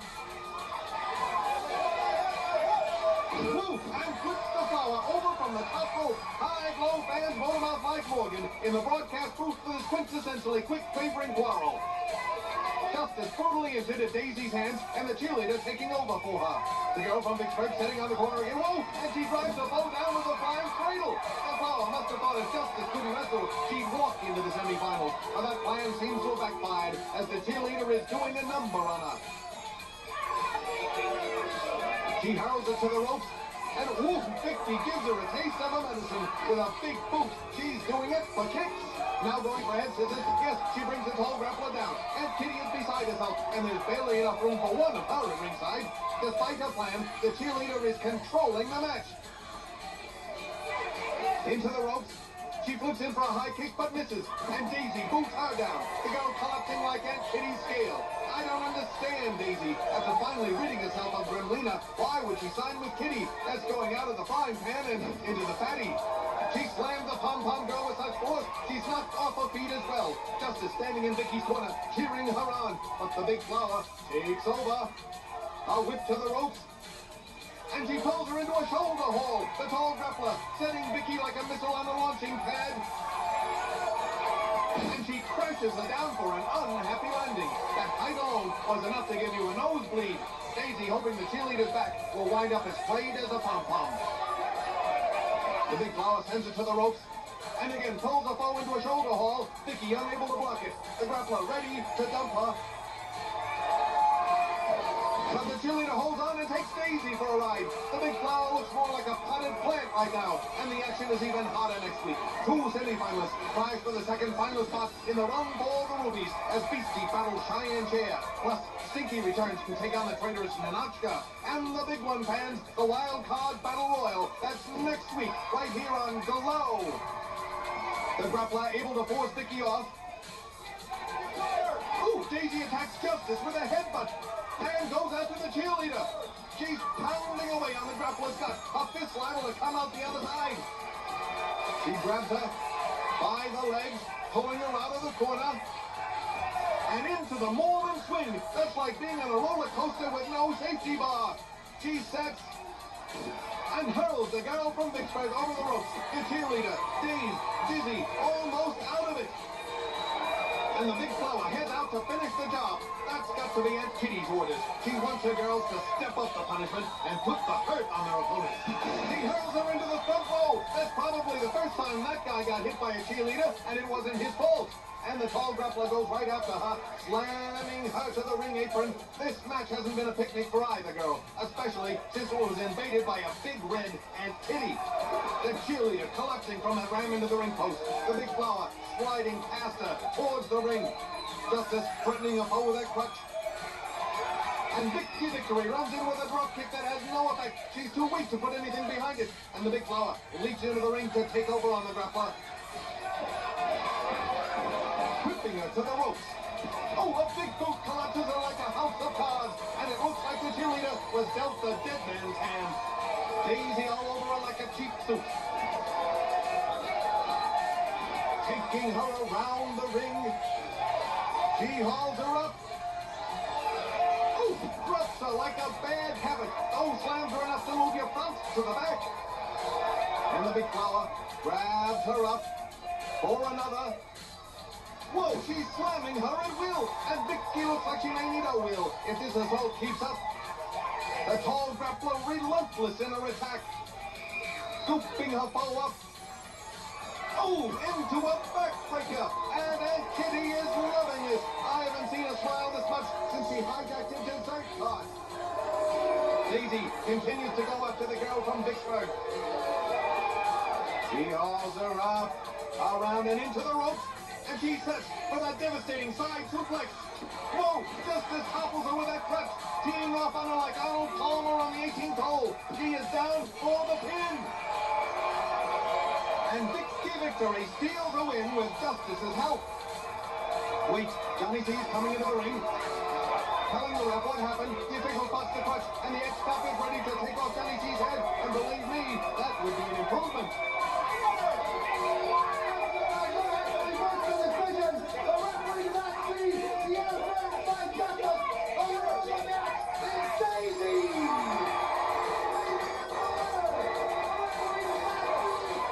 And the big flower tops a semi-finalist berth. What a wild one this was.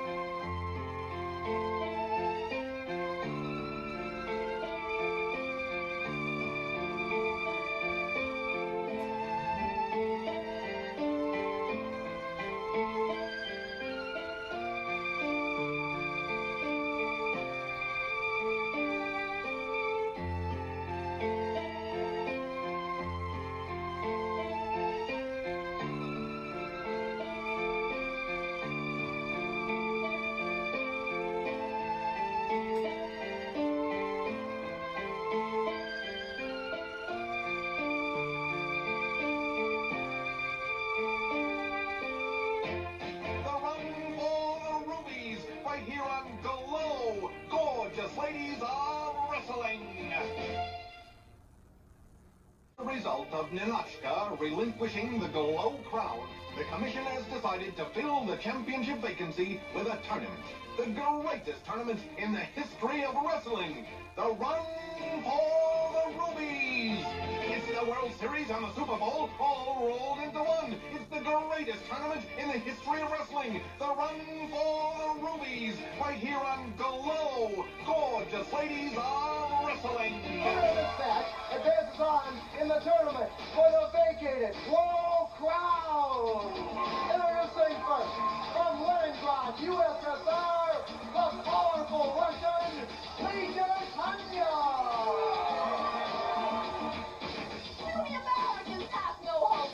Tanya makes you look like those superior Russians. Just to get on, he's a fly. I have to win. He wins. Major Tanya's role tonight in this Run for the Rubies elimination match is from New York City. She's a Park Avenue knockout, Roxy.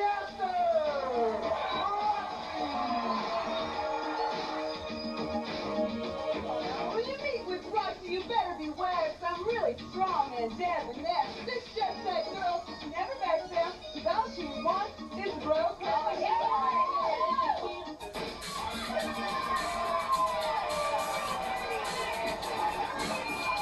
Hi, Glow fans, Motormouth Mike Morgan, welcoming you to another great card of Glow. Tanya and Roxy, both semi-finalists in the tournament for the Glow crown, but only one of them will be going on to the finals. The Russian pulls Roxy up into a fireman's carry. Both wrestlers finished their first and second round matches early in the tournament. Other semi-finalists are Beasty and Cheyene and Cher. Also joins the semi-finalists with that last berth filled by the winner of the Wild Card Battle Royal. Roxy Asper, part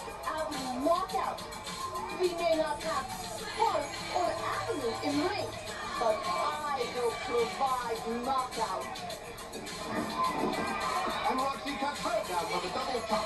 This match to yield the first finalist, but neither one of them wants to yield to the other. The New Yorker takes over on the Bolshevik. She grabs her legs and stretches her out like Flintstone, trying to pull the Soviet off her perch. And she bounces her to the mat like a bag of boys. Esther claims to know just how to handle the Leningrad grappler. She picked up a lot of tips in New York's Russian tea room. Forget about being Russian. She's doing a Mexican hat dance on Tanya's stomach. Tanya catches the jet setter's foot. Roxy losing her balance. Oh, and the Kremlin's favorite forces her over the rope. The blonde Bolshevik goes right after her, pulling the grappler into the audience. But the knockout's not ready to take this one out. She grabs Tanya and hurls her back to the ring. And now she's ready to dish out the punishment of the Soviet. Catches her with an elbow. There's a lot riding on this match. Once you're out, there's a semi-finalist who can't get back into the tournament. The wild card battle royal is open only to those eliminated in the first 2 rounds. Tanya must be hearing bells right now, while sickles and hammers dance in her head. The knockout trying to get back to the ring, but the grappler trips her up. She's going for a pin, trying to force the shoulders down. The New Yorker pushes her up. The only way you can pin Astor in a match of this importance is to weld the shoulders to the mat. She wants that crown. The Bolshevik catches her in a hammerlock. She claims the superiority. But Roxy quickly reverses. That'll teach you, Tanya. Don't count your chickens until they've been barbecued. The knockout parading her around like a float in the Mayday parade. An effective display of arm control. And she goes for a choke, but after breaks out and gives her a shot to the gut. She's not afraid to mix it up. And now she mixes Tanya, spinning her over like a shirt in the dryer. And the Park Avenue girl is ready to collar her opponent. He hauls her up by the hair. An Irish whip. No, a reversal.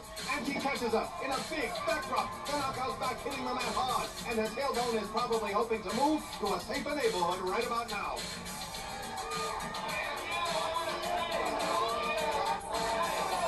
Tanya pulls her up by the hair. Both grapplers have traded punches and hair pulls.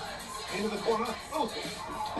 Oh, a big stuff collapses her. Her stomach must be ready to join that tailbone in house hunting. The Russian sets and pulls her in that reverse bear hug, hoping for a submission. Again, squeezing hard, trying to crush a few ribs. But Roxy won't give in. And the Soviet drops the battered grappler. The New Yorker flat on the canvas, gasping for air. The Bolshevik should be going for the pin now. She drags her up and throws her into the corner. And follows in with another big stomp, doing her best to punish the New Yorker's midsection. Roxy almost unable to defend herself. Tanya pounding her over the ropes, and the knockout is about as limp as yesterday's linguine. But bonus, Tanya's not going into the kill. She'd rather gesture to the crowd. Look, Roxy, if you're fond of gesturing, take a class in mine. I'll even pay the tuition. That way we would have to listen to you dribble. The 2 feet bounced her down like a handball. Tanya's parade gave Roxy the chance to recover. This'll teach the Soviet to get herself in gear, not her mouth. The knockout holds her up as the crowd chants USA, USA, and only Aunt Kitty's chanting for the Russian. Naturally, she's a big Red fan. Oh, Roxy mares her off. Now the Bolshevik is on the receiving end. Her bottom singing like he landed on a bee's nest. And the New Yorker sets and goes for the pin. Oh, but the Soviet escapes with a head scissor, putting her all into the hole, hoping to wear Roxy down again. There's a lot of pride in this match. The first finalist also has the advantage of sitting back while the others compete for the other 2 finalist spots. The Russian pulls her up. Irish whip. And they both go for the clothesline, but it looks like Roxy hurt her hand. This could change the whole match around. The Soviet recovers. And pulls her up. The Park Avenue girl struggling, kicking her feet, trying to shift her weight. Yes, she collapses Tanya and has the pin. Oh, only a 2 count, 1 feet away from victory. The New Yorker steps up the attack. She grabs a pole and hurls it to the ropes. Oh, she nails her with a big boot and follows up with a leg trip. A nice sequence, although Roxy prefers diamonds to sequence. Now she stirs up the crowd. And Kitty yelling for Tanya to get up. Talk is cheap, Grandma Moses. I'd like to see you get on the ring apron without a hydraulic lift. Knockout corral, Tanya. A quick reversal. And she presses her in a choke. Pulling her to the ropes for more, but Roxy sidesteps the boat and takes her down. Folding back the Russian's leg for leverage. She's got one arm trapped. And Roxy has the nails down the win, and the first fun was first. And Tanya goes home empty-handed and headed.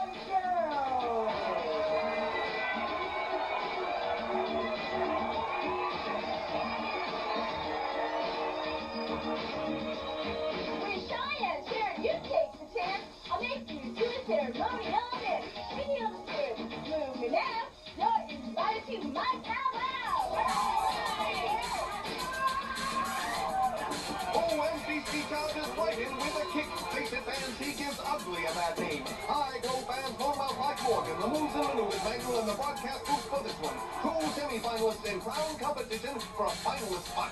And Cheyene Cher hits the spot, climbing onto a piggyback ride. But she's no piggy, she's the whole hog. And the future shot lifts her up. Both wrestlers hoping to go on in this crown competition.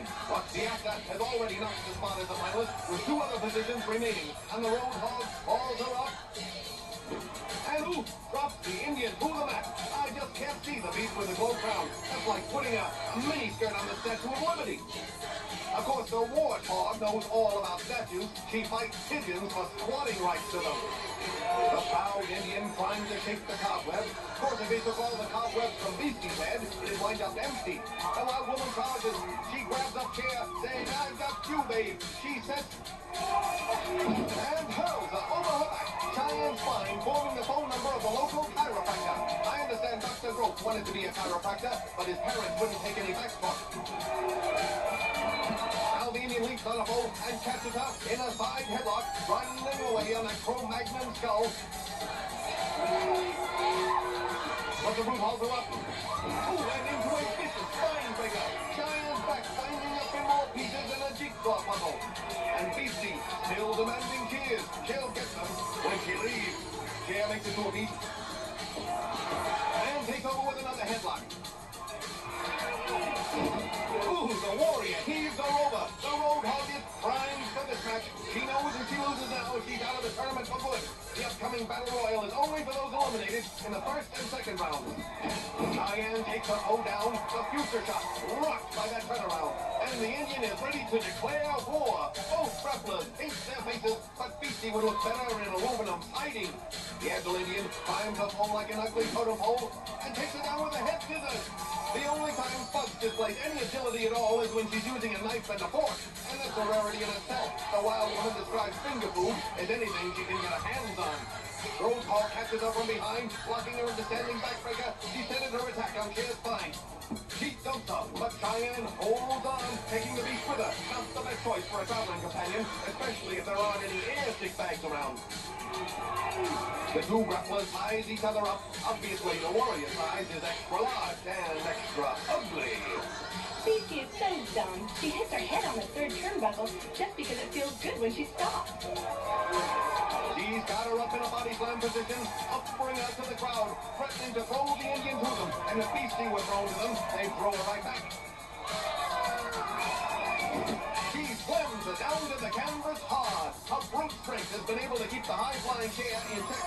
But now her brute brain is blowing a fuse, choking her for all she's worth. The big dope is about to get herself thrown out of the run for the ruby. And Kitty must have forgot to give her a shot. That's it. The wide road has gotten herself disqualified, and the ref forces her off. And now that she realizes what she's done, she takes her anger out on Johnny T. She holds him up and bounces him out of the ring like one of his own bad tricks. Johnny T first. He must have landed on his wallet. And Beasty goes after the ref. That nuthead has nobody to blame but herself. She grabs the referee and throws him into the third row. Now security tries to sedate her. She may be out of the run for the rubies, but she's certainly in the running for a rubber room. The wild woman making a spectacle that Ripley's wouldn't believe.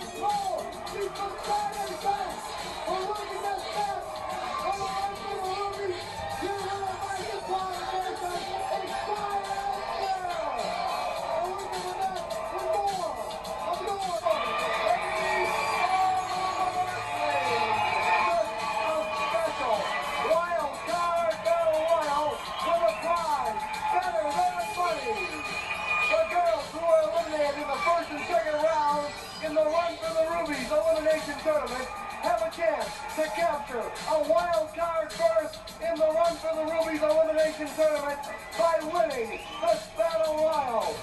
Introducing first from Coventry, England, Godiva. Next, the deadly Widow Woman in Black. Next, Mellon Trouble Vixen, MTD.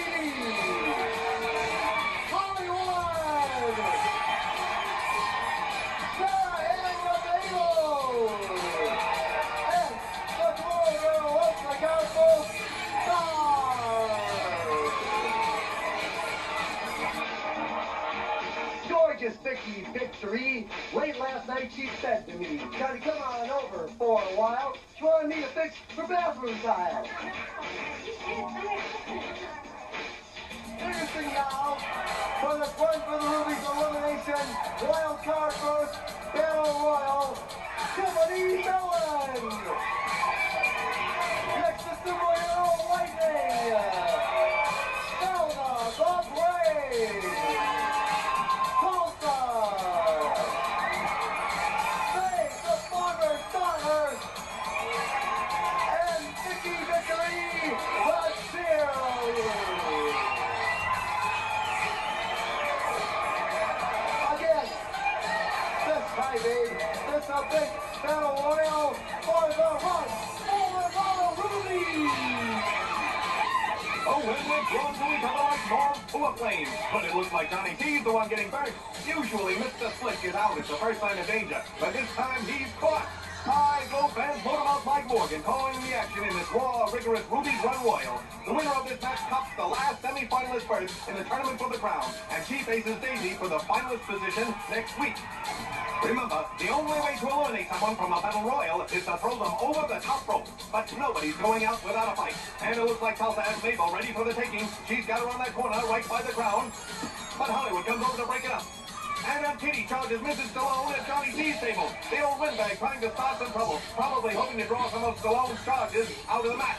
Kitty wants to make sure one of her girls comes out on top. She'd be a laughingstock if none of her girls made the final cut. Little does she realize she already is a laughingstock. And they flip Star over the rope. The cosmic grappler is the first one eliminated. She must have had a head in the clouds. Tara working over the brain while Godiva is trying to body slam Vicky Victory. But she flips out and hits her with a dropkick, knocking her through the rope. Since the Coventry cargo didn't go over them, she's still in this match, perhaps waiting it out until it's safe to go back in. Sarah and Mabel have their prey all locked up. And Tulsa and Babe double team Hollywood. The cheerleader leaps at the widow, and Godiva watches the whole thing. Buy a ticket, puppy.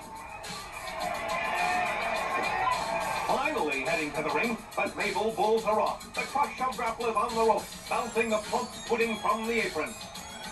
Now striding back, she's playing weatherman, waiting till the coast is clear. She grabs Babe upon the shoulder as Sarah pounds away on Zelda. The hood has the brain on the rope. And now Mabel joins a partner, and the double baggers double team their foes. They haul her up and dump the bookworm over the rope, eliminating her. Cher and Mabel celebrate their success, and they head for other victims. But Hollywood bats Cher away, and Vicky Victory does the same with Mabel.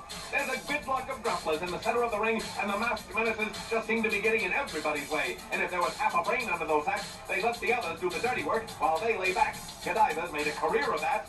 And the Hood charge in again, but this time they're engulfed by all the grapplers. An uneasy truce has been formed to handle pest control, and Cher and Mabel are gang plot. Send them to the showers, please. The pace picks up now that the deadwood has been cleared out. 9 contenders still going at it like pit bulls. Babe forces the British bundle to the rope. Hollywood corrals Tulsa and sends her flying over the rope. The rodeo girl is out, and the Briton's hanging by a thread, caught in the ring rope, and on the apron, she's still legally in this match. The bulky Britisher flips back in. The Nebraskan forces her through the rope, again managing to stay alive thanks to a technicality. Lightning kicks to the rope. Godiva pulls the hero over the rope, eliminating her. Now Hollywood and Babe lock up, and it looks like they're both about to go over the rope. And the Briton pulls down the top rope, helping to eliminate them both. A crafty move by the British bundle. She grabs Tiffany, and MTV sets for some double teaming. She stumps the New Yorker, and Vicky Victory charges after the widow. Tiffany trying to fend off the musical menace, and the cheerleader works into the rope and forces her over and out of the match. The rocker goes after her arch rival. Godiva hip tosses the Golden Girl. These two met in a round 1 match where Tiffany eliminated the Britisher, but that's all water under the London Bridge now. The knockout locks up the bulky Briton. She forces her to the corner. The New Yorker steps and rams her with a Park Avenue pulverizer. And MTV dumps the cheerleader. The pom-pom girl hits the arena floor hard, and Godiva's almost over the rope, but Melody tosses in like the cavalry. She forces the Golden one off, saving the Briton skin, and there's a lot of it to save. Now the English maid plants a foot into the New Yorker, and the Vixen hands up, and she gets her kicked in. Things don't look good for the Gossip Queen. And MTV grabs her legs. They haul her to the rope and dump her over. They celebrate with a high five. But the plum pudding gives her a shot to the gut, doubling the rocker over. Now the Britisher pulls her up and takes her to the rope, and she throws her friend out and onto the floor. Godiva takes the Battle Royal and the Wild Card semi-finalist spot. Let's see that again in super slow motion. MTV is ready to celebrate dumping Tiffany, but the Briton has other ideas, totally disregarding the fact that Melody has just saved her hat by attacking the knockout. The English muffin goes on the offensive. And her behavior during the whole Battle Royal was offensive. She ducked the competition for almost half the match. Godiva took more powders than a baby with a diaper rash. Back to show!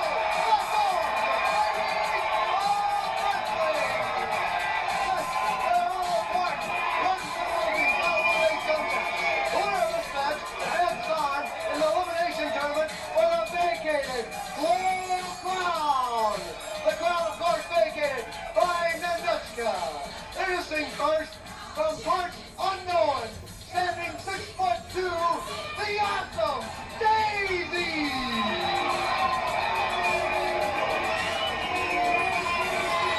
Daisy the fortnight is this all-important One for the Rubies elimination match. Is all the way from Coventry, England. She is a British bombshell, Godiva! And Beasty leads the procession in.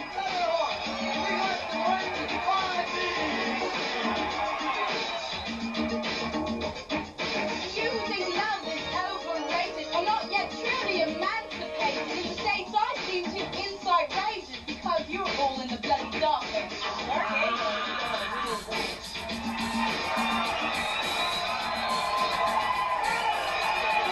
Let's go ringside for this One for the Rubies elimination match. Hi, Glow fans, motor mouth like Morgan, the moves and maneuvers manual for this fast, ferocious, frenzied finalist fallout. Poof! A double mare sends them both to the mat. They're locked up like warring Siamese twins. Oof! Flipping each other by the hair. The winner here cups the last finalist position in the run for the Rubies. Daisy. The name should be Pansy. She's tall and big, but the elevator doesn't go to the top floor, if you know what I mean. They size each other up. And the bulky Briton makes a move, nailing Daisy with the dropkick. The British are stealing a win in last week's wild card battle royal by duping her friend. And she catches the big flower in a cradle takedown. The English muffin, determined to let nothing stand in her way, even if she stands 6'2". She sets for another cradle takedown. But the big grappler holds on, she won't go over, and she's got the British bundle trapped. Whoa, she splatters into the canvas, rearranging every flower on her costume. The winner of this match will go on to face Roxy next week. Plus, in other matches, Babe the Bomber's daughter battles the cosmic grappler Star, and the traitor meets the partner she stabbed in the back as Tanya and Natasha war comes to a head. And it's a wonder Godiva has a head left. The big flower hurling her over her shoulders. And maybe the Briton should be holding a lily in her hands. Daisy is ready for the kill. She hauls her up. Into the rope. She goes for the big boot. The Briton catches her. Wow! Daisy escapes with the biggest press and kick I've ever seen.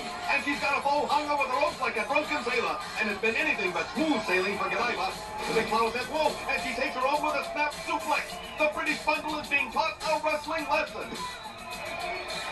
Godiva's so pretty. I really hate to have to hurt her, but I guess I'm gonna have to. The tall grappler holds her up for a suplex, trying to steady her. No, the Coventry girl able to flip her over. Kids, don't try any of these maneuvers at home. Leave that to these professionals. And the Briton puts on a gymnastic display and ends with an elbow smash. Godiva showing off while her foe is down. If she tried that with Daisy on her feet, she'd probably find herself hanging from the ceiling fan. The big flower trying to rouse herself. The human floral arrangement grabs a handful of hair and pulls her into a side headlock. The English muffin trying to control the tall grappler. She sets and runs her to the corner. But Daisy puts on the brakes. Whoa, they both go over like two redwoods. These grapplers giving it all they've got. Both want that crown. If the Briton gets it, it'll be the first piece of clothing she's worn in years. The combatants slow to rise, and Kitty watching with glee. She's the only one who can't lose. She signed both wrestlers. Godiva going for Daisy's hair. Daisy powers back. These two would make a devastating tag team. And if you just heard a cash register, that was Aunt Kitty thinking the same thing. Whoa, she catches her in a sunset flip. Phew, only a 2 count. That was awfully close. Oh, a perfect drop kick down the big flower. Her head may have hit the bottom turnbuckle. When she falls down, she's halfway home. The British bundle corrals her in a side headlock. She's got to keep up the pressure if she wants to put her away. Both fighters appear weary, but neither one will give in to the other. The girl from Coventry, setting in the corner, runs her across the ring. And Daisy puts the brake on again. Oh, both pedal backwards. They've been punishing each other without a let-up. The big grappler makes it to her feet and goes for a foe's hair, pulling her up by those same presses. She pounds her and pulls her up into pile driver position. Ooh, she crashes her head into the mat hard, trying to plant her like one of the flowers. But Daisy's not going for the pin. She checks to see if her foe is out, but she should be more concerned with turning her over and getting the 3 count. The referee could issue a 10 count to the Briton and end the match. Daisy finally gets the idea.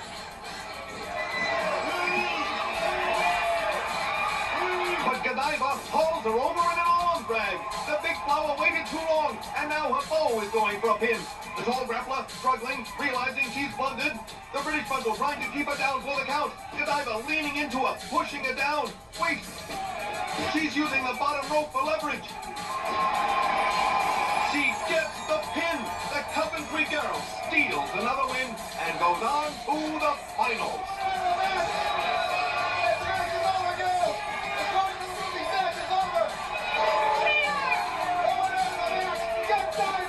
The Glow Crown, the most sought-after prize in women's wrestling. 20 of the top grapplers in the world went into competition for the vacated championship. And now, after weeks of competition, only 3 remain as the greatest tournament in wrestling history. The run for the rubies draws to a close. Roxy, Cheyene, Cher, and Godiva will square off, and the sole survivor will be declared the new Glow champion. Let the finals begin in the run for the rubies. Roxy, darling, the Glow crown is as good as mine.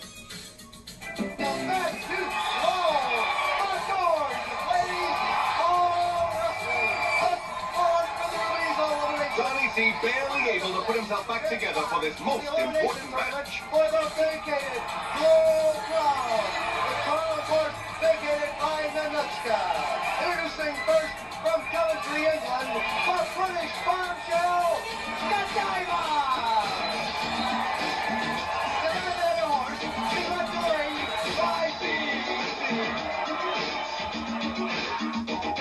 You can only over or so repressed. Just because I parade unchecked, you've got a lot to learn from me in matters of sexuality.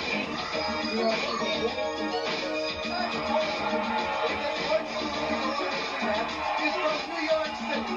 She's the fabulous Park Avenue knockout, Roxy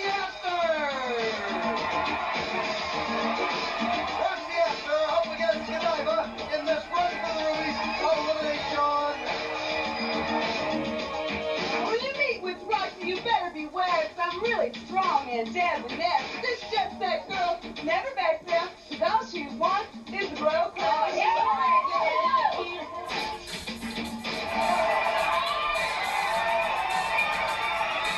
The Park Avenue girl, always a favorite of the crowd.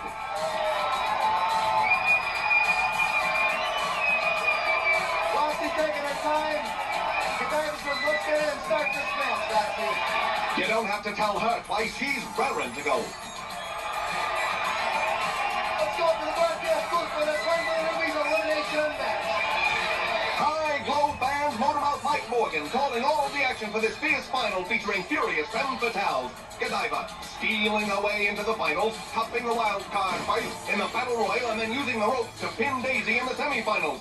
Roxy, the odds-on favorite to go all the way, and the winner of this match will face Cheyene and Cher next week for all the marbles. You'll also see Mountain Fiji and Big Bad Mama lock up in a Samoan sumo match, and Zelda the Brain and Lightning teaming up to take on the Brooklyn Punks, Stinky and Sneaky. Now each girl going for the hair, attacking the root of the problem. Oof, and they marry each other. And the British bundle breaks it up with a fist. She takes over in an arm lock. The Coventry cargo can thank her molar she's here to stay. She's been able to survive by the skin of her teeth. These two have met before, and if I remember correctly, they employed more insults than wrestling maneuvers. But it's an entirely different ballgame now. And the New Yorker handles her like a line drive. A knockout, determined to take the ground, and she'd like nothing better than to use her foe's bulky body as a stepping stone. Whoa, a big field sends her crashing to the mat. Now Godiva favoring her lower back, while the jet setter taunts her foe. And she catches her with a shot to the gut, really laying in those blows. The English muffin will use any means, fair or foul, to get to the crown. She's already turned on MTV and Daisy to get ahead. But now the New Yorker has got to be worried about her arm. Godiva maintaining that wrist lock and using her leg to try and pull Roxy's arm from the socket. Ooh, she 360s her down by that arm. Now, the Briton standing on the limb with all of her weight, a tactic favored by George the Animal Steel. She's torturing a funny bone, and I doubt Roxy finds it humorous. Oh, Godiva's been both brutal and effective with her attacks. She knows she's got to disable her foe to get the nod here. She sets by the ropes, going for a big splash. No, it's a big bust. Godiva belly flops the canvas. The British are smeared on the mat like peanut butter on bread, preferably the chunky kind. Roxy sets and catches the rising girl with a drop kick, giving her foe the yo-yo treatment. And the knockout only too glad to string her along, battering her with those kicks. If the puck pudding thought she was going to walk all over the Park Avenue girl, she'd better guess again. Manhattanite holds her up like the catch of the day, and the Briton flounders trying to break loose, and the New Yorker almost delays her, but she's not going to let her be the one that got away. She goes for the legs again, cinching down, pulling her off the corner. Whoa, and Godiva looks more like a flying fish. Roxy hurls her the length of the ring, and if we're still speaking in terms of fish, the Briton must have a splitting bladder. Now the Park Avenue girl moves in, grabbing a handful of hair, trying to corral the English muffin. She sends it to the corner. But a big foot halts Roxy. Now Godiva sets and clamps down on her with those long legs. The New Yorker struggles, but the British bundle takes her down. After taking a jolt when she hit the canvas. Now the bouncing bundle from Britain's taking a stroll through Hyde Park. Roxy, darling, say what you will about my body, but I've lost a whole lot of weight. Look behind you, love. I think you found it. The Coventry cargo ticking over on a foe now. She has lost a few pounds, but Godiva likens her accomplishment to Oprah Winfrey's diet, and I don't think fish and chips are included in that one. She springs off the ropes. Ooh, a tremendous big splash. This could be it. No, Roxy somehow able to force her off and go for the pin. But Godiva kicks out. It's going to take a lot to keep somebody down for the count in this one. The Park Avenue knockout pulls her up by the hair. She runs it to the ropes. And a big body slam sends her crashing through the mat. And the Briton looks like a centerpiece that has been left on the table too long. I heard there was an earthquake today on the Richter scale of 7.4, but it was only Godiva doing a splash. Now the New Yorker hauls her up. Whoa, she power slams her to the mat, going for the pin. Oh, the English muffin forces her off with a shot to the midsection. The momentum has shifted back and forth in this one. She pulls her up and forces her to the corner. Oh, a vicious slap. That hammy hand is enough to knock your jaw out of place. Godiva has had a lot of practice with her hands.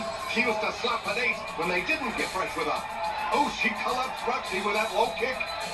Now the British bundle taking command. She could be setting up for that Buckingham bounce.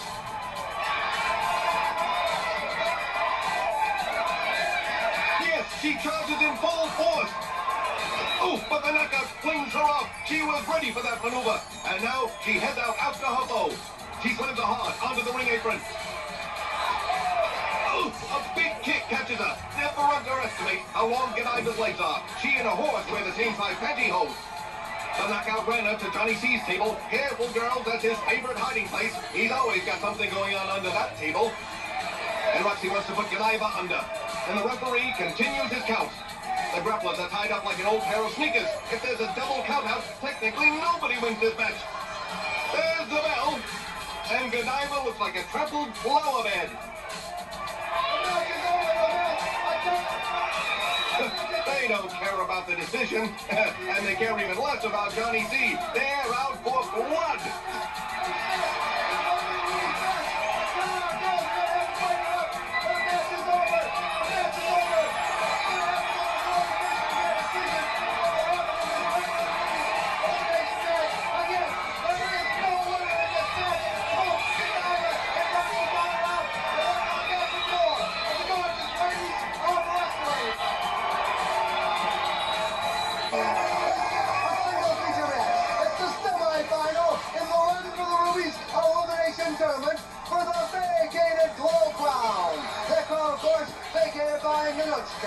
Introducing first from Cheyenne, Wyoming, the beautiful Indian princess, Cheyene Cher.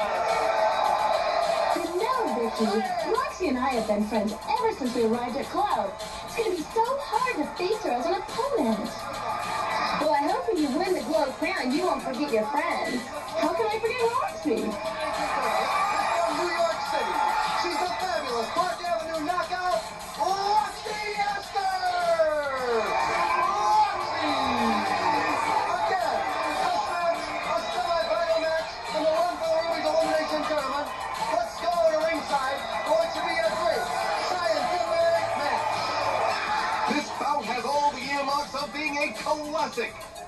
Good luck today, Roxy.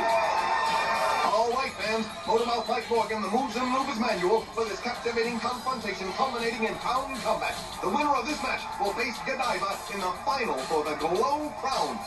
And a handshake between these fine competitors. Both grapplers have beaten all contenders in their paths to get to this point.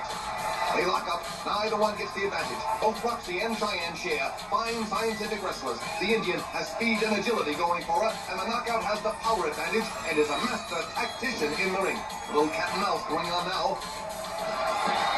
And Esther strikes first with a hip toss. She follows up with an arm bar. Don't expect to see any choking or biting here.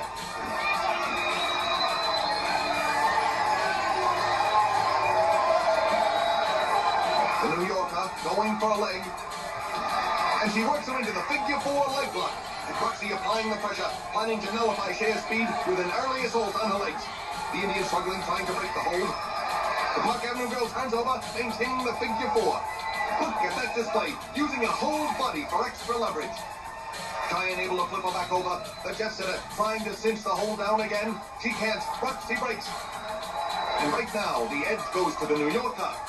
The winner of this match will meet Godiva for the crown next week. The Coventry Cargo able to stay alive through an assortment of backstabbing, trickery, and disregard for the rule book. Roxy sends it to the ropes.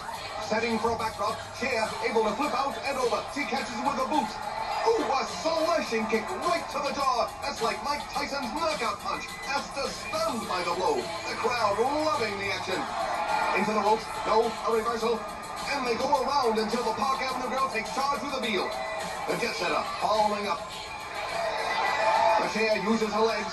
She catches her and rolls her over for the pin. But Roxy able to escape and goes for the pin as well. Now the Indian kicks out and rolls her up. Whoa, she flips her over, just missing the third count. And the New Yorker tries for another pin. What a match! But only one of these grapplers gets a shot at the crown next week. And as a result of today's sumo match and the brawl afterward, Big Bad Mama and Hollywood and MTV will square off against Mountain Fiji and the superheroes Thunderbolt and Lightning. Plus, the mysterious Widow in Black tries to end the career of the traitorous Natasha. The Park Avenue girl pulls Cheyene up. She has her high in the air, and Poww slams into the mat. Cher pushes out at 2, but she's able to flip onto a downed opponent. Roxy fights her off and flips her over. Fans, you are seeing textbook wrestling in action. If you prefer kicking and screaming, go to Stinky's house at bath time. The Manhattanite takes over with a hammerlock. She works it, applying the pressure, and into a wrist block. This is what the sport is all about. If you want an ugly slugfest, go to a hockey game. Either one of these two would make an outstanding champion. Can you imagine what these semifinals would be like if the remaining contenders were Beasty, Stinky, and MTV? It'd make feeding time at the zoo look like Masterpiece Theater. The Indian mounts the corner. Roxy charges. They struggle for an arm hold. She bounces Tanya into the ring apron and springs her back into the ring. You couldn't do that to Godiva, even if a costume was filled with helium. The Indian back taking that impact hard. And Roxy steps back, allowing her to recover, and applauds the audience for their support in this match. But in truth, these two deserve the applause for this great match. Roxy seems to have the edge once again, her strength taking over on the speedster. You know there won't be any chance of a disqualification. These two follow the rule book to the letter, and don't expect to draw. This match will go on to a finish. We're already prepared to cut the closing credits and hold all commercials to bring you this one in its entirety. Asta pulls the weakened fighter up. Set to whip her across the ring.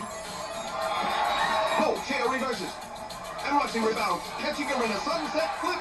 Wait, Godiva charging down the aisle to the ring. And Kitty distracting the referee. The Briton breaks up the pin, pulling the New Yorker off. And the Park Avenue girl is burning. That may well have been the 3 count and the match. The English muffin deliberately prevented that pin. She must have been afraid Roxy would tear her puffy head off next week. But she's getting her head handed to her now.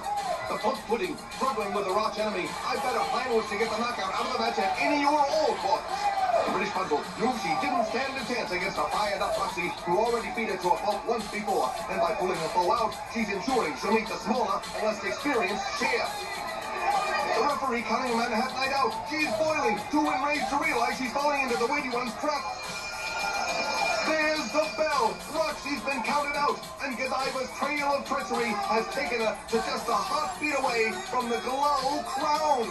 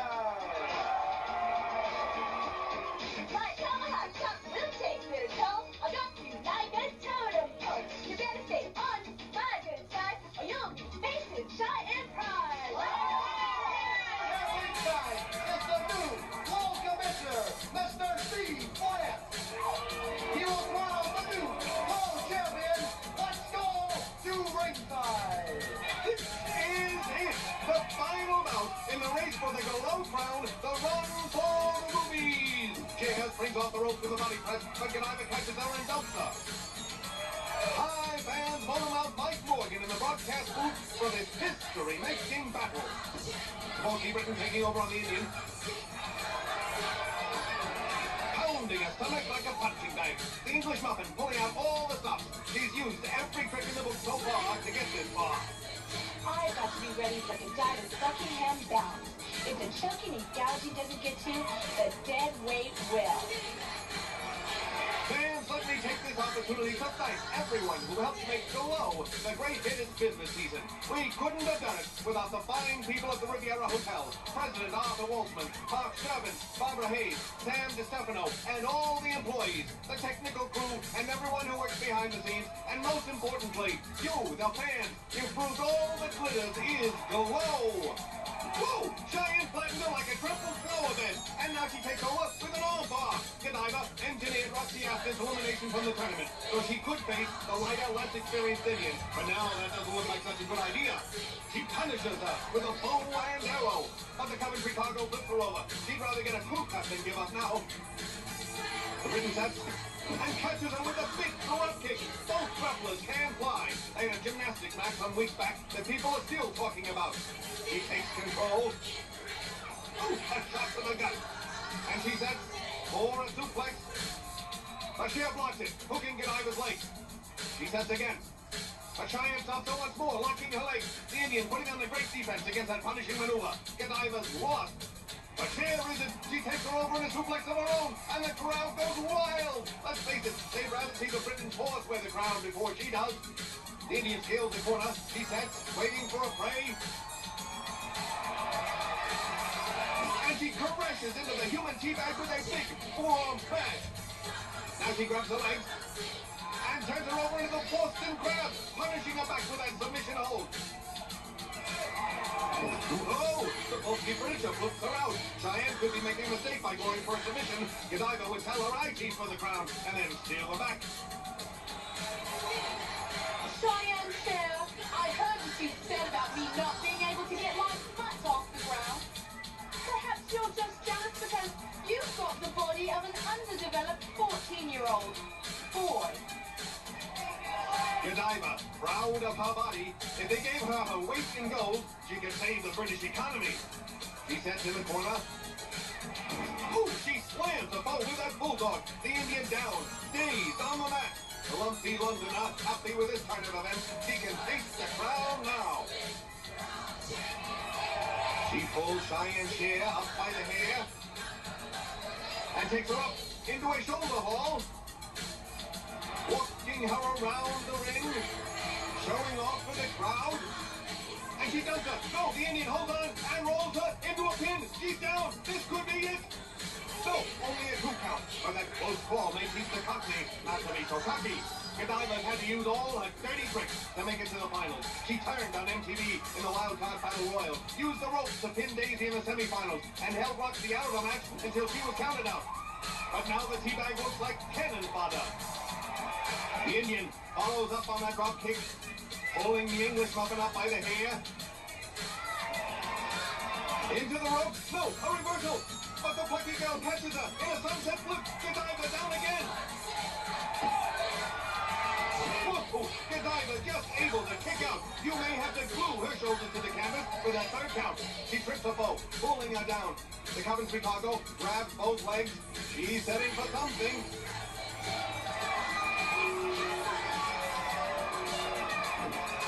Oh, she heaves Cheyenne over the ropes and completely out of the ring. The Indian rocked by that collision with the arena floor. Godiva telling the referee to count. The official complies. The British bundle is ready to claim the crown now. And it doesn't look like the grappler will make it back in time. All of the puff-pudding treachery may have paid off. Cher trying to rouse herself, and the London lump wants the ref to count faster. I would say keep your shirt on, Godiva, but she said that a long time ago. And the battered girl slowly makes it to her feet. She's on the apron full. The English muffin meets her with a shot. Now she holds her up. Cheyenne too exhausted to defend against the suplex now. Oh, she cracks to the mat like a fallen redwood. The British bundle reveling. She may well prove that crime does pay. She sorts The foe, the crowd, trying to rouse Cher.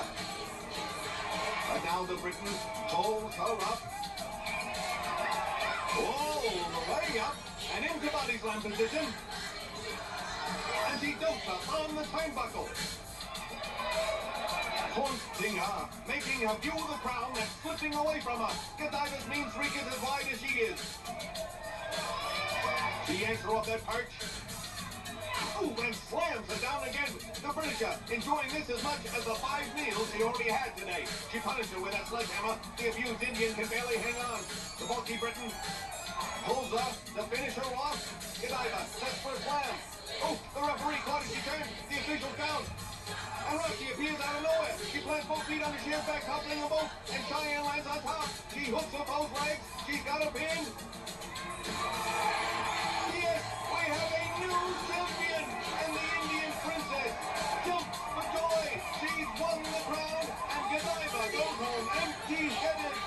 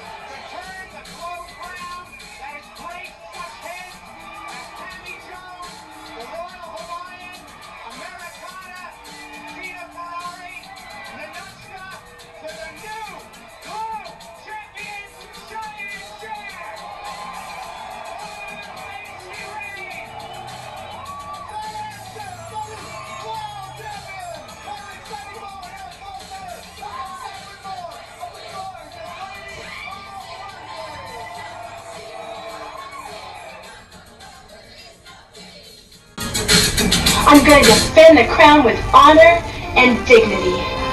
I am outraged and infuriated. I cannot believe the Glow Commission would allow this 3-ring circus to transpire. They cheated. Roxy is obviously jealous of me, as well she should be. She knows she couldn't have beaten me in there. That Glow crown belongs to me. Everyone saw it, and so did Cheyene Cher. While she's barely competent as a wrestler, she knows she couldn't have beaten me. I know that dirty little squaw and that Park Avenue garbage conspired to make me lose. Alright, you started something, Cheyene Cher and Roxy and it will be finished by me, because you will pay, and you will pay dearly, I promise you that. I'm glad Godiva lost. Maybe that overweight Mary Poppins will go back to England and do what she does best. Graze. My word is the law, so be fool. Order your t-shirt now. This crown is a symbol to my people that the Indian nation is as strong and powerful as the days when they roamed the land. I dedicate this Glow crown to the ancient ones who filled me with great spirit and Cheyenne pride.